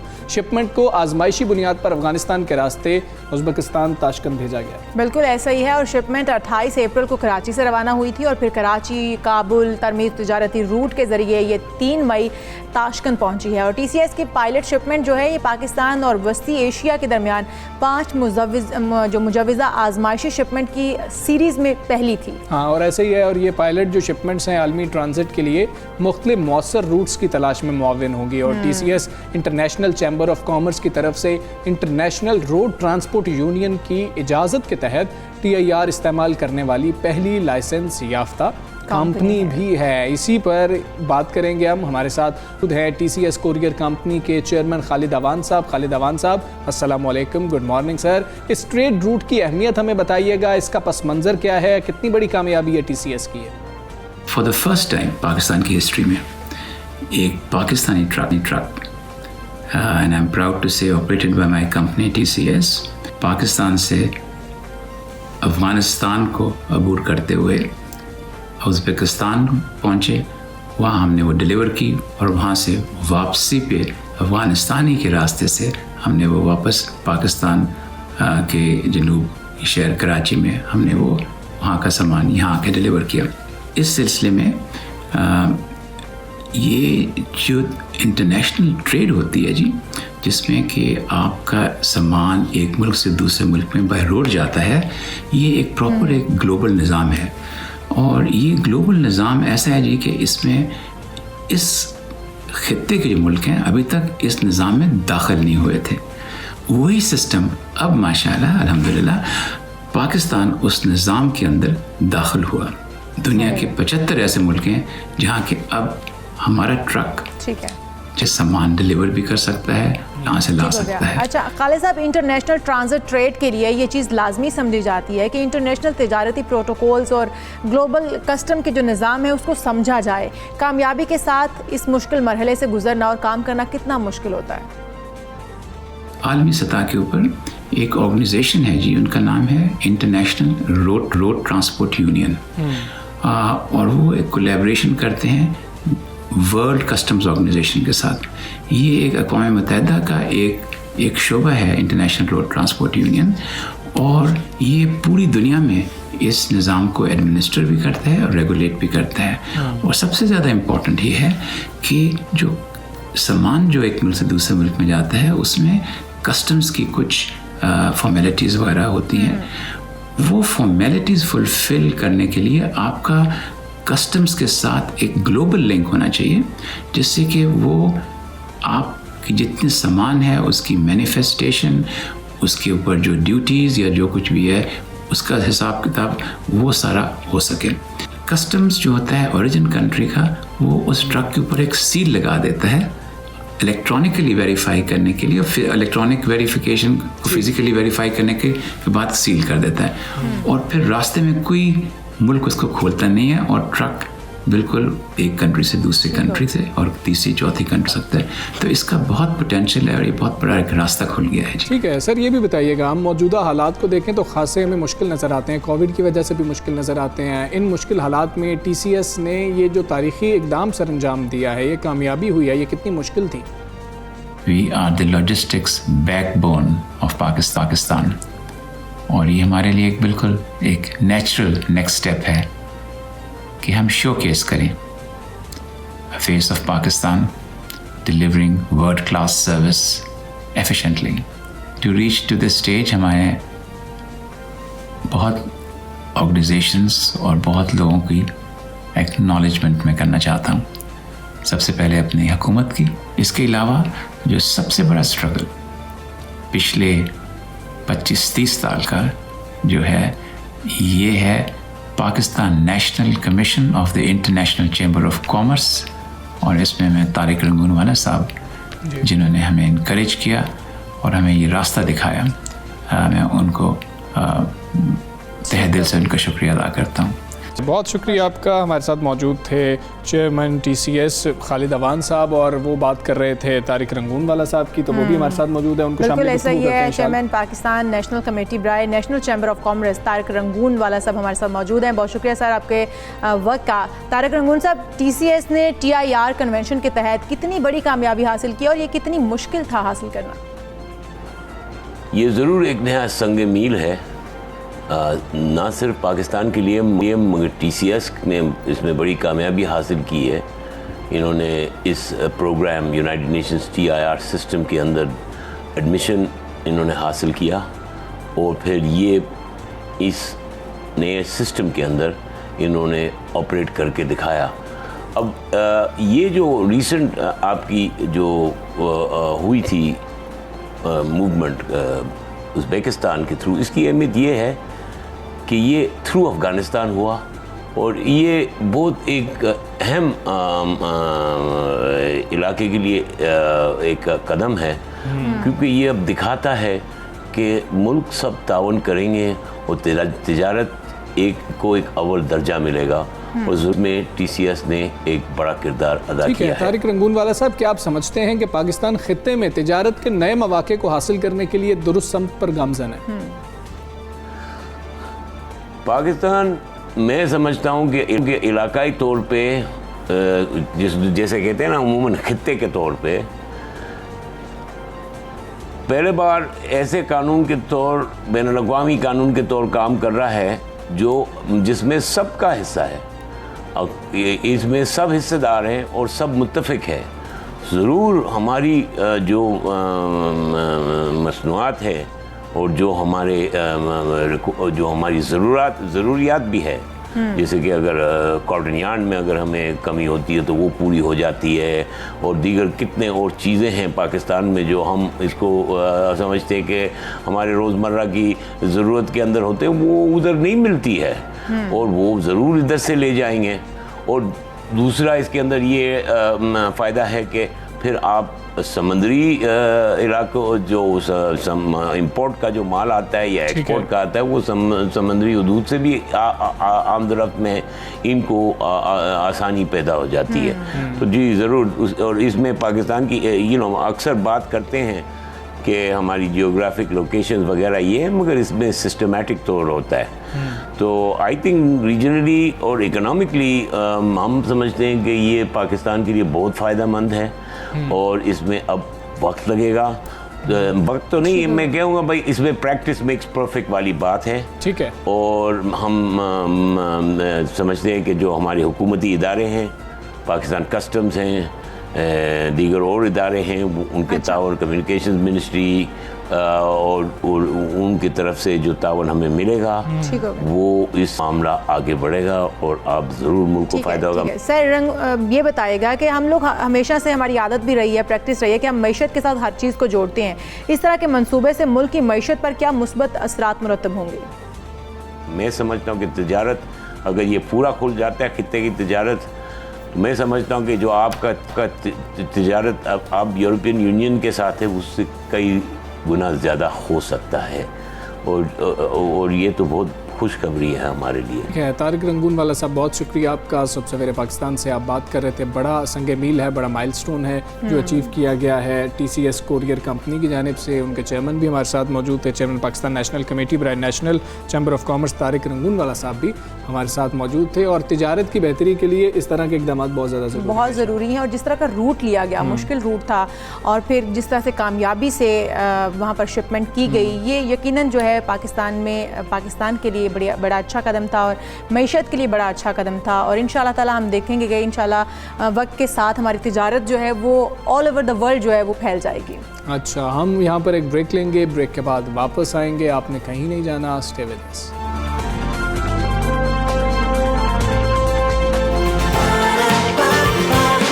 सुबह सवेरे पाकिस्तान,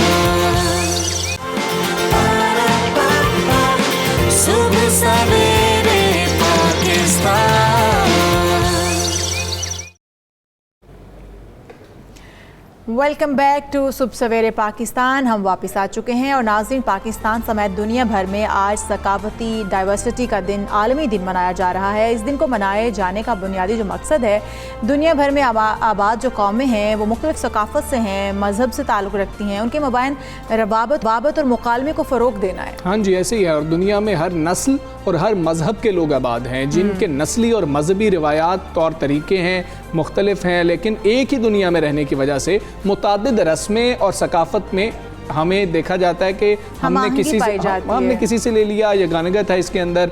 खैर, चुनांचे दुनिया में बसने वालों में इत्तेहाद कायम रखने के लिए सकाफ़त को इत्तेहाद की अलामत भी करार दिया जाता है। और सकाफ़त किसी भी मुआशरे के पैकर में रूह और जान का दर्जा भी रखती है। बिल्कुल ऐसे ही है। लिहाजा जो मौजूदा बदअमनी और फसाद के दौर में मुख्तलिफ कौमों के दरमियान हम आहंगी की बहुत ज़रूरत है, जो कि कम होती जा रही है। हम देख रहे हैं ऑल ओवर द वर्ल्ड किस तरह के हालात इस वक्त जो है हमें दरपेश हैं। सकाफ़त ही वो बुनियादी जीना हो सकता है जिसे बुनियाद बनाकर अमन की मंजिल तक पहुँचा जा सकता है। बिल्कुल ऐसी है। लिहाजा मुख्तलिफ सकाफ़तों, अकायद और नज़रियात से ताल्लुक़ रखने वाले लोगों के दरमियान मुकालमे की बहुत ज़्यादा ज़रूरत है। इसी पर आज के दिन के हवाले से हम बात करेंगे। हमारे साथ मौजूद हैं अदाकार, नामवर अदाकार जमाल शाह साहब हैं। जमाल शाह साहब, अस्सलामु अलैकुम, good morning sir. Sir, Pakistan में सकाफ़त के हम तरह तरह के रंग देखते हैं। सकाफ़त से आगाही के, रूशनास होने के बेहतरीन मीडियम्स कौन से हैं सर? देखें, पाकिस्तान एक इंतहाई खुशकिस्मत मुल्क है कि वो एक ऐसे खिते पे कायम है कि जिसकी सकाफ़ती हिस्ट्री जो है वो तकरीबन 9500 साल पुरानी। अगर आप मेहरगढ़ से शुरू करें तो पाकिस्तान को एक सकाफ़ती डाइवर्सिटी का खूबसूरत गुलदस्ता कह सकते हैं। और अक्सर रेफ़र किया गया है पाकिस्तान को for being the cultural melting pot of culture and religion, इसलिए कि इस ज़मीन पे 9500 साल से लेके अब तक बेशुमार लोग आए हैं, बसे हैं और सब ने अपने निशान छोड़े हैं। सकाफ़त इंसान को शनाख्त देता है। आपकी शनाख्त जितनी मजबूत होगी, जितनी क्लैरिटी आपको अपने शनाख्त के बारे में मिलेगी, वो आपकी शनाख्त को जामे बनाती है, आपको एक फ़आल इंसान के तौर पे आगे बढ़ाने में मदद देती है। इसलिए कि एक सकाफ़त और आर्ट जो है वो इंसान को एक ज़मीन के साथ, गिरदोपेश के साथ एक बहुत ही खूबसूरत रिश्ते में इंटीमेटली जोड़ता है।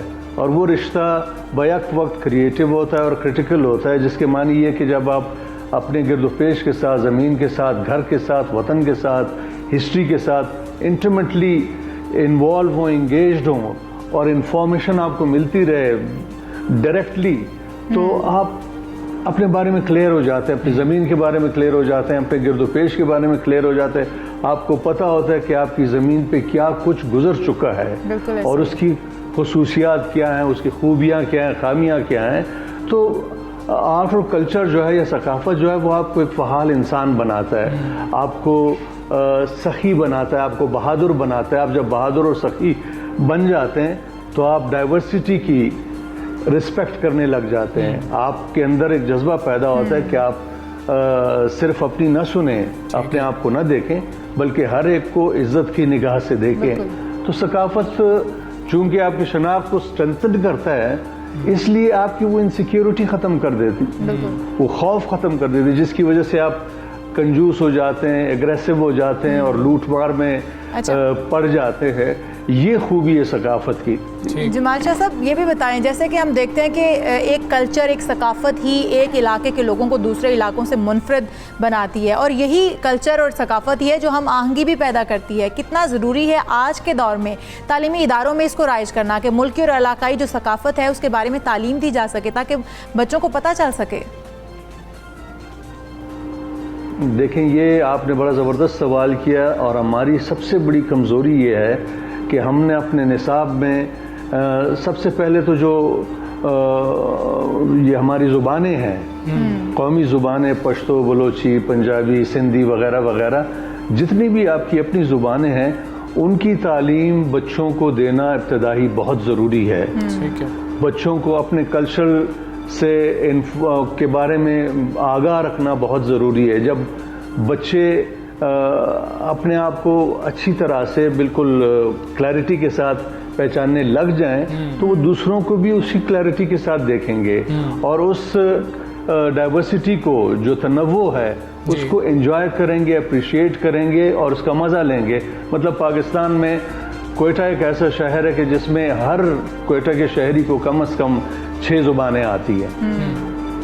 ये एक ऐसी खूबी है कि वो लोगों को करीब एक दूसरे के लाती है। पूरे पाकिस्तान में अगर हम तालीमी इदारों में कल्चरल आर्ट और कल्चर की तालीम शुरू करवा दें, निसाब का हिस्सा बनाएं और ये ज़ुबानें एक दूसरे की हम सीखना शुरू कर दें, तो पाकिस्तान में तमाम कौमियतों के दरमियान एक ज़बरदस्त किस्म की हम आहंगी होगी। आपका मशरक़ी पाकिस्तान कैसे जुदा हुआ? बंगालियों पे उर्दू इम्पोज की गई, आप इम्पोज नहीं कर सकते हैं कोई ज़ुबान, गैर महसूस अंदाज से इनवाइट कर सकते हैं। जी सर ये भी फरमाइएगा कि हम थोड़े से इनसिक्योर तो हैं, जिस तरह से आपने कहा कि हम दूसरी सकाफत को देखना ही नहीं चाह रहे होते कि कहीं हम अपनी रूट से अलहदा ना हो जाएं। डिजिटल मीडिया का दौर है, नई नस्ल है, बहुत तेज़ी से चीज़ें सीख रही है। हमें क्या करना चाहिए कि अपनी सकाफत जो है वो भी वहीं पर मौजूद रहे, उससे भी दूर ना हो रहे हों, लेकिन जिद्दत जो है उसको भी हम एक्सेप्ट कर रहे हों, हम इतने रिजिड ना हो जाएँ। देखें, अपनी सकाफत से आगाह होने का ये मतलब नहीं कि आप आगे ना बढ़ें। आप जितने अपने बारे में क्लियर होंगे कि आप कौन हैं, उतनी आसानी से आप जो मतलब नई इतलाहात हैं, जो इजादात हैं, मतलब डिस्कवरीज वगैरह हैं, उसके साथ हम पला रह सकते हैं और आगे बढ़ सकते हैं। ये बहुत ज़रूरी है कि आप खुद से आगाह हों और दूसरों से भी आगाह हों और अपने पोटेंशियल से अच्छी तरह वाकिफ़ हो। अपनी खामियों, कमज़ोरियों के बारे में भी आपको पता हो कि आप कमज़ोरियाँ क्या हैं, आपके इम्कानात क्या हैं, आपकी ज़मीन के इम्कानात क्या हैं, आप दुनिया में क्या रोल हासिल कर सकते हैं, क्या रोल प्ले कर सकते हैं इंसानियत के लिए।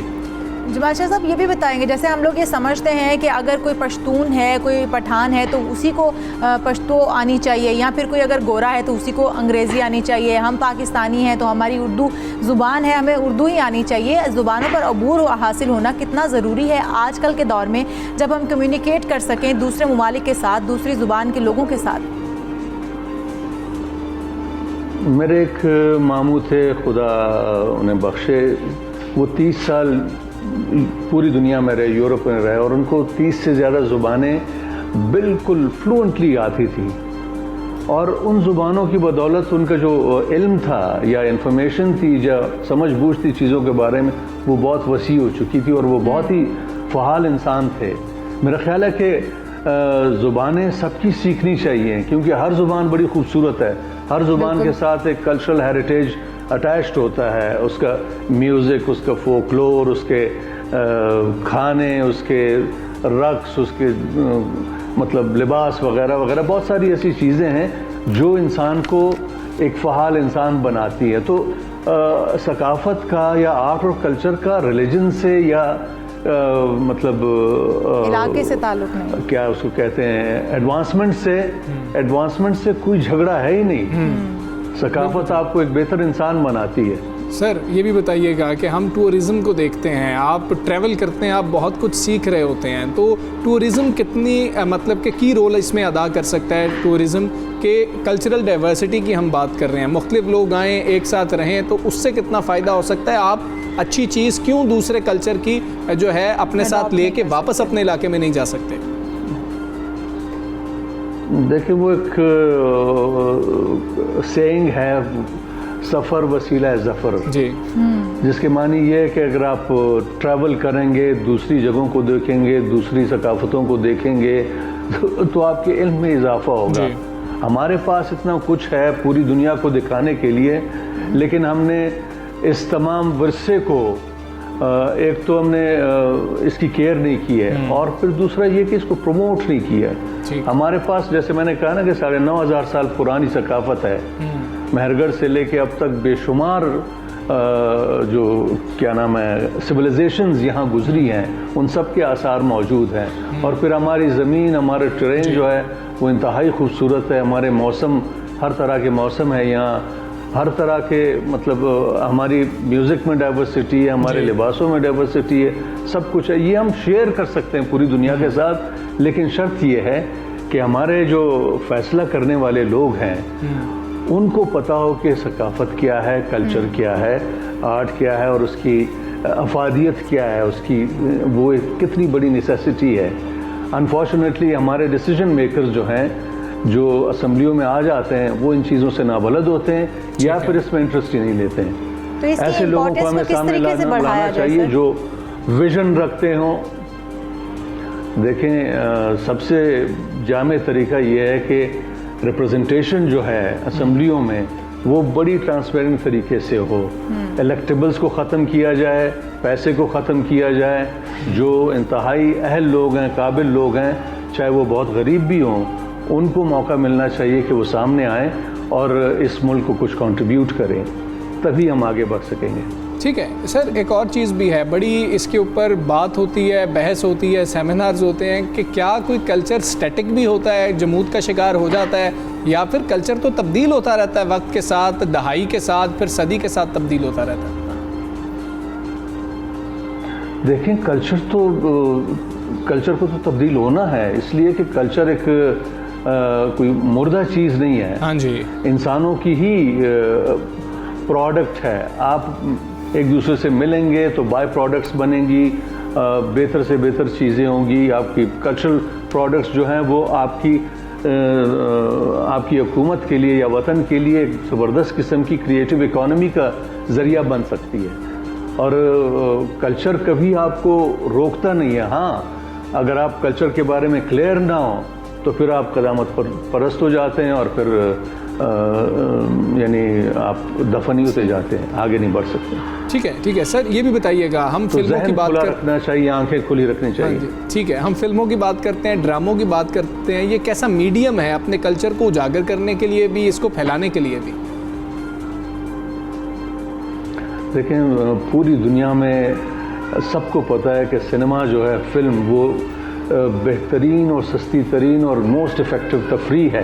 एक ऐसी तफरी के जो आपको इंटरटेन भी करती है और आपको इन्फॉर्म भी करती है और आपके कल्चर को भी वो प्रमोट कर सकती है, आपकी हिस्ट्री को आपके बच्चों तक पहुंचा सकती है, आपकी जो एस्पिरेशंस हैं, ख्वाब हैं, उनको उजागर कर सकती है। लेकिन पाकिस्तान में जितना पीटीवी पे हुकूमतों ने खर्चा है, रिपीटेडली खर्चा है, उसका अगर 1% भी फिल्म इंडस्ट्री को दिया जाता तो ये फिल्म इंडस्ट्री एक बहुत तवाना इंडस्ट्री के तौर पे सामने होती और इस फिल्म इंडस्ट्री के साथ बहुत सारे लोग अब तक मुंसलिक होते।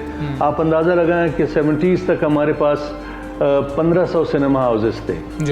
आज हमारे पास कोई मुश्किल से 130 से 150 होंगे जो कोविड की वजह से बिल्कुल ही बंद हैं। ज़रूरत इस बात की है कि पाकिस्तान में कम अज़ कम 50,000 सिनेमा घर हों जिनमें 80% ऐसे हों जिसमें आम लोग आसानी से जाके टिकट लेके ख़रीद के तफरी अपने बच्चों को मुहैया कर सकें, ख़ुद देख सकें, एंजॉय कर सकें। जब इतना बड़ा रिसोर्स आपके पास होगा तो आपकी इंडस्ट्री खुद ब खुद वो डिमांड पैदा करेगी कि हमारे प्रोड्यूसर्स जो हैं वो फिल्में बनाएं, हमारे फिल्मसाज, हमारे जो क्रिएटिव लोग हैं वो कंट्रीब्यूट करें, और ये एक बहुत बड़ी सनत बन जाएगी जिसके साथ बेशुमार लोगों का रोज़गार, न सिर्फ रोज़गार अटैच्ड होगा बल्कि ये आपके वतन को इंटरनेशनली इंट्रोड्यूस करेगी इंडस्ट्री और प्रमोट करेगी, जैसे इंडिया वाले कर रहे हैं। इंडिया ने अगर कोई पेशरफ्त की है, तरक्की की है, मेरा ख्याल है कि उसमें 60-70% रोल जो है उनकी सिनेमा इंडस्ट्री का है। ठीक है जमाल शाह साहब, बहुत शुक्रिया आपका। सबसे पहले पाकिस्तान का हिस्सा कल्चरल डाइवर्सिटी के ऊपर बात कर रहे थे, सकाफती तनव्वु के ऊपर हम बात कर रहे थे। अब हम बात करेंगे क्रिकेट की, और बड़ी अच्छी खबर है क्रिकेट के दीवानों के लिए। बिल्कुल ऐसे ही है। PSL 6 के बकाया जो मैचेस हैं उनका इनकाद होने जा रहा है, उसके ऊपर जो बादल छाए हुए थे वो छट चुके हैं। पाकिस्तान क्रिकेट बोर्ड को अबू धाबी में मैचेस कराने की तहरीरी इजाज़त मिल चुकी है। हाँ जी, यही बात CEO PCB वसीम खान ने बताई है, खुशखबरी सुनाई है कौम को कि PSL के बकिया मैचेस अबू धाबी में कराने के लिए हमें तहरीरी इजाज़त जो है वो मिल गई है, जिसके बाद अब अबू धाबी में इवेंट से मुताल्लिक तमाम रुकावटें खत्म हो गई हैं। PCB चीफ एग्जीक्यूटिव ने मजीद कहा है कि PCB जो इवेंट के इनाकाद से मुतालिक मामलात हैं उनको तेज़ी से ख़त्मी शक्ल देने के लिए तमाम फ्रेंचाइज मालिकान से मुशावरत की जा रही है, जिसकी मुकम्मल तफसीलात जो हैं वो मुनासिब वक्त आने पर जारी कर दी जाएंगी। लेकिन अभी तक के लिए जो खुशाइंद बात है कि मैचेस जो हैं PSL 6 के वो होने जा रहे हैं। जबकि हम दूसरी तरफ भी चलते हैं, आपको बताते हैं कि भारतीय क्रिकेट बोर्ड ने रवां साल भारत में स्केड्यूल्ड जो T20 वर्ल्ड कप है मुतबादिल मकाम के तौर पर UAE में कराने पर गौर शुरू कर दिया है। खुश नहीं है वो इससे, लेकिन वो गौर कर रहे हैं क्योंकि उनकी भी IPL जो है वो बड़े मसाइल हो गए थे, उनको रोकनी पड़ी और उन्होंने मुलतवी कर दिया उसको। और फिर माइक हसी जो कि ऑस्ट्रेलिया के साबिक प्लेयर थे, इस वक्त कोचिंग कर रहे हैं, उन्होंने कहा कि जी कि इंडिया में तो बिल्कुल वर्ल्ड कप होना ही नहीं चाहिए। बिल्कुल ऐसा ही है। और CCI के जनरल मैनेजर जो हैं वो उन्होंने भी इस हवाले से, धीरज मल्होत्रा का कहना था कि इस हवाले से ICC के साथ मुकम्मल राबते में हैं। दूसरी जानब आलमी वबा जो है कोरोना वायरस, उसकी वजह से एशिया कप T20 भी मुलतवी कर दिया गया है, और एशिया कप T20 आइंदा माह श्रीलंका में शेड्यूल था, लेकिन फिलहाल मुलतवी कर दिया गया। हम बात करेंगे, हमारे साथ लाहौर कलंदर CEO आतिफ राना साहब मौजूद है। राना साहब अस्सलाम वालेकुम, गुड मॉर्निंग। PSL के जो बकिया मैचेस का हर पाकिस्तानी को तो इंतज़ार था, आप लोग भी बहुत जो है कोशिश कर रहे थे। अब पाकिस्तान से अबू धाबी जो है लीग के बकिया मैचेस को मुंतकिल कर दिया गया है, फैसले से आप लोग खुश हैं? जी बिल्कुल, मिलजुल के ही फैसला किया गया। और जिस तरह आपको पता है कि पहले लीग पोस्टपोन हुई थी कोविड की वजह से, और उसके बाद फिर ये डिसाइड हुआ कि जून में हम कराची में करेंगे, लेकिन पाकिस्तान में अनफॉर्चुनेटली कोविड केसेस जो है वो बढ़ने शुरू हो गए। सो फिर हमने ये सोचा कि यार हमारे पास चूँकि विंडो यही अवेलेबल है पूरे साल में, तो क्यों ना हम इसको UAE में करवा लें, जहाँ पे पहले आपने देखा T10 भी हुई, उससे पहले IPL भी वहाँ पे हुआ। सो मेरे ख्याल में तो बिल्कुल मिलजुल के सबने ये फैसला किया, और पाकिस्तान क्रिकेट की बेहतरी के लिए क्या, पाकिस्तान के इमेज की बेहतरी के लिए क्या। अच्छा आतिफ राना, 2 साल से हम देखें तो PSL जो है वो कोरोना वबा की वजह से 2 हिस्सों में तकसीम होकर मुकम्मल हो रही है तकरीबन। इससे फ्रेंचाइजेज जो हैं उनके माली नुकसान तो नहीं बर्दाश्त करना पड़ा? देखिए, कोविड की वजह से पूरी दुनिया सफ़र कर रही है, दुनिया के सारे बिजनेस से सफ़र कर रहे हैं। इम्पॉर्टेंट बात यह है कि पिछली दफ़ा भी जब कोविड से हर्ट हुई ये लीग तो उसको हमने कंप्लीट किया, और इस दफ़ा भी जब अनफॉर्चुनेटली बबल ब्रेक हुआ सो हम इस लीग को दोबारा कंप्लीट करने जा रहे हैं। तो मेरे ख्याल में देखें, फाइनेंशियल लॉसेस तो हर तरफ हैं, और पूरी दुनिया में पेंडेमिक की वजह से काफ़ी ज़्यादा लोगों को चैलेंजेस का सामना है, but at the end of the day what matter is कि हमारी लीग जो है वो कंप्लीट हो जाए, और उसके अंदर सारे मिलजुल के ही फिर उसको उस फाइनेंशियल जो हमारा लॉस होगा उसको बेयर करेंगे। राना साहब बता दीजिए, बकिया जो मैचेस खेलने जा रहे हैं आप लोग लाहौर कलंदर्स में, क्या तब्दीलियां की गई हैं? देखिए, लाहौर कलंदर तो आपको पता है सारा साल कुछ ना कुछ करता रहता है, हमारे प्लेयर एंगेज रहते हैं, हमारा हाई परफॉर्मेंस सेंटर भी है, वहाँ पे प्रैक्टिस करते रहते हैं। लेकिन अभी जब कोविड अभी इस तरह लॉकडाउन नहीं हुआ तो तब भी हमारे हाई परफॉर्मेंस सेंटर में हमारे बहुत से प्लेयर्स जो थे वो वहाँ पे प्रैक्टिस कर रहे थे।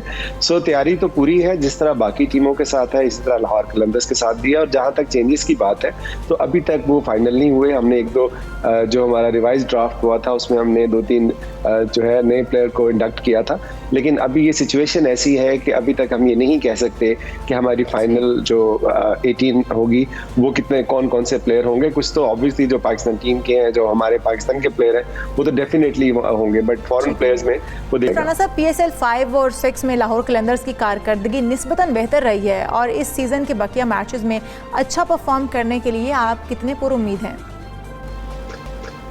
देखिए, हम शुरू से डे वन कर रहे हैं कि हम जब भी जीतेंगे प्रोसेस से जीतेंगे। सो 3 साल लगे हमें अपने प्लेयर डेवलपमेंट के थ्रू प्लेयर्स को आइडेंटिफाई करने के लिए, वो शायद शाहीन शाफरीदी हो, हारिस रऊफ हो, दिलबर हुसैन हो, फखर जमान हो। सो हमारा बड़ा अच्छा, हम समझते हैं कि हमारी जो है एक कोर टीम जो है वो बनी हुई है और हम इंशाल्लाह बाकी टीमों को टफ टाइम देंगे। और वैसे भी अबू धाबी वो वेन्यू है जहाँ पे लाहौर कलंदर ने अपनी वाहिद ट्रॉफी जीती हुई है, जो कि अबू धाबी T20 कप 2018 में हुआ था, उसमें लाहौर कलंदर जो है वो विनर बनी थी। सो इंशाल्लाह पूरी कोशिश है, पूरी उम्मीद है कि अपने फैन को जीत का तोहफा दे। ठीक है फरहान साहब, बहुत शुक्रिया आपका। सुबह सवेरे पाकिस्तान से आप बात कर रहे थे और वो पूरी उम्मीद है कि लाहौर कलंदर्स जो हैं वो कामयाब होंगे, अच्छी परफॉर्मेंस देंगे और अब अबू धाबी में ये जो बकिया मैचेस हैं PSL के वो होने जा रहे हैं। ये खुशाइंद बात है। हम आगे बढ़ते हैं और हम बात करते हैं कि हम पाकिस्तानी हैं और हम फ़लस्तीन के साथ खड़े हैं, हम फ़लस्तीन के मज़लूमों के साथ खड़े हैं। आज पूरे पाकिस्तान में यौम यकजहती फ़लस्तीन मनाया जा रहा है।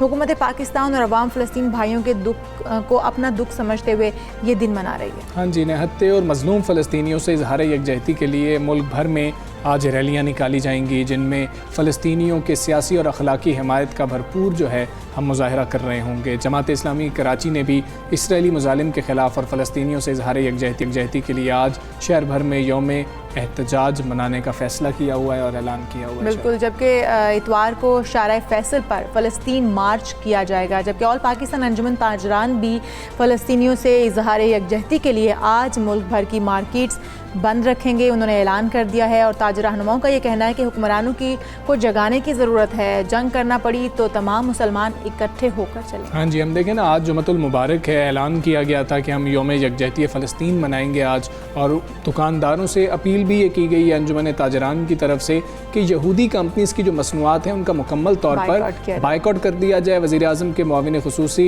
हाफिज़ ताहिर अशरफी साहब ने अपने बयान में कहा है कि रैलियों में अवाम कोरोना SOPs पर अमल यकीनी बनाए। इस दौरान जो अहम चीज़ हुई है इशाल, आज रात को पाकिस्तानी वक्त के मुताबिक तकरीबन 4 बजे ये मामला हुआ, ये ख़बर सामने आई कि फ़लस्तीन से इज़हार यकजहती और इस हवाले से जो हम बातें कर रहे थे, गैर मशरूत जंग बंदी पर अमल दरामद का आगाज़ हो गया इसराइल और फ़लस्तीन के दरमियान, और सीज़ फायर जो है वो मुआहिदा तय पा गया है और इसके बाद जंग बंदी का फैसला जो है वो कर लिया गया है। अच्छी बात है, ऐलान हुआ है और ऐलान हुआ है। हम देखते हैं कि हम दुआ गो हैं कि जल्द से जल्द जंग बंदी हो भी जाए। हाँ, वो अब मामला शुरू हुआ है। उस हवाले से फ़लस्तीन के मुख्तलिफ इलाकों में नौजवान फ़लस्तीनी परचम थामे सड़कों पर भी निकल आए हैं। इसी हवाले से हम बात करेंगे। हमारे साथ हैं वज़ीर आज़म के नुमाइंदा ख़ुसूसी बराए मजहबी उमूर और मजहबी हम आहंगी हाफिज़ ताहिर अशरफी साहब। ताहिर अशरफी साहब, अस्सलाम वालेकुम, गुड मॉर्निंग। ये बताइएगा, अहले फ़लस्तीन से यकजहती के लिए आज यौम फ़लस्तीन सरकारी सतह पर मनाया जा रहा है, इस हवाले से कौन कौन से बड़े प्रोग्राम्स तरतीब दिए गए हैं? बिस्मिल्लाहिर्रहमानिर्रहीम, नहमदुहु व नुसल्ली व नुसल्लिमु अला रसूलिल करीम। पूरे मुल्क के अंदर खुतबात जुमा में जो है वो उलमा, मशाइख, आइम्मा मुत्तफ़िक़ा करारदादें पास करेंगे फ़लस्तीनी मज़लूमों के हक़ में, और उसके साथ साथ ख़ुसूसी दुआएं की जाएंगी, इसराइली जारहियत की मज़म्मत की जाएगी। उसके बाद इज्तिमात, रैलियाँ मुनक़िद होंगी। लाहौर में तमाम मज़ाहिब और मसालिक की क़यादत जो है वो रीगल चौक चर्च में जो है वो जमा होगी, जहाँ पर एक पाकिस्तान की तरफ से एक मुत्तफ़िक़ा पैगाम तमाम, क्योंकि अब क़ज़िया फ़लस्तीन जो है, ये जो इस वक्त सूरत हाल है, ये ख़ाली मुसलमानों का या ख़ाली फ़लस्तीन के अंदर रहने वालों का क़ज़िया नहीं रहा, ये तो पूरी इंसानियत का मामला है। जो इसराइली बम्बारमेंट है, जो इसराइली जुल्म है, जो बर्बरियत है, वो तो बिला तफरीक इंसानों का कत्लेआम कर रही है, बच्चों का, बूढ़ों का, औरतों का। तो लिहाजा तमाम मज़ाहिब और मसालिक के मानने वाले जो हैं वो मज़लूम फ़लस्तीनियों से इज़हार यकजहती करेंगे और इसराइली मज़ालिम की मज़म्मत करेंगे। इसी तरह इस्लामाबाद में, बाकी पूरे मुल्क के अंदर इंशाअल्लाह पूरी कौम जो है अपने अपने अंदाज से पुरअमन तरीके से जो है वो यकजहती का इजहार करेगी। और हम ये अपील भी हमने की है और कर रहे हैं कि जहाँ रैलियाँ इज्तिमाआत हों वहाँ पर SOPs का भी ज़रूर ख्याल रखा जाए, क्योंकि बहरहाल इस कोरोना की वबा में ख़ुद भी और दूसरों को भी बचाना बड़ा लाजिम है। ताहिर अशरफी साहब, पाकिस्तान सफारती महाज पर पूरी कुव्वत से मुतहरक नज़र आ रहा है। क्या पाकिस्तान और तुर्की की सफारती कोशिशों का और लॉबिंग का कोई मुस्बत नतीजा देख रहे हैं आप, या तनाज़े कश्मीर की तरह फ़लस्तीन के मामले पर भी आलमी ज़मीर खामोशी रहेगा? देखिए, पाकिस्तान और हमारे ब्रदर इस्लामी ममालिक, इस्लामी ताउन तंजीम, तुर्की, सऊदी अरब, मिस्र, ये कोशिश कर रहे हैं। हम जितने मुकल्लिफ हैं हम उतना हमारी ज़िम्मेदारी है, हमें कोशिश करनी है। इस मामले में आपने देखा कि फ़लस्तीन अमन मिशन लेके हमारे वज़ीर ख़ारजा इस वक्त न्यूयॉर्क में हैं। उससे पहले सऊदी अरब ने इस्लामी ताउन तंजीम के वज़राए ख़ारजा का हंगामी इजलास बुलाया है, उसमें भी एक करारदाद आई है। तो जो मुमकिनात में से है हम वो कर रहे हैं। इसीलिए वज़ीर आज़म मोहतरम इमरान ख़ान साहब बार बार ये कहते हैं कि उम्मत को इन मसाइल पर, खा वो फ़लस्तीन का मसला है, कश्मीर का मसला है, नामूस रिसालत का मसला है, इस्लामिक फोबिया है, उम्मत को इन मसाइल पर मुत्तहिद होना है। बाहमी इत्तेहाद से ही हम इन मसाइल का हल निकाल सकते हैं। लेकिन अल्हम्दुलिल्लाह मैं ये कह सकता हूँ कि वज़ीर आज़म इमरान ख़ान साहब की हिदायत के मुताबिक इस वक्त हुकूमत पाकिस्तान का जो किरदार है वो बड़ा वाज़ेह है और अल्हम्दुलिल्लाह फ़आल है।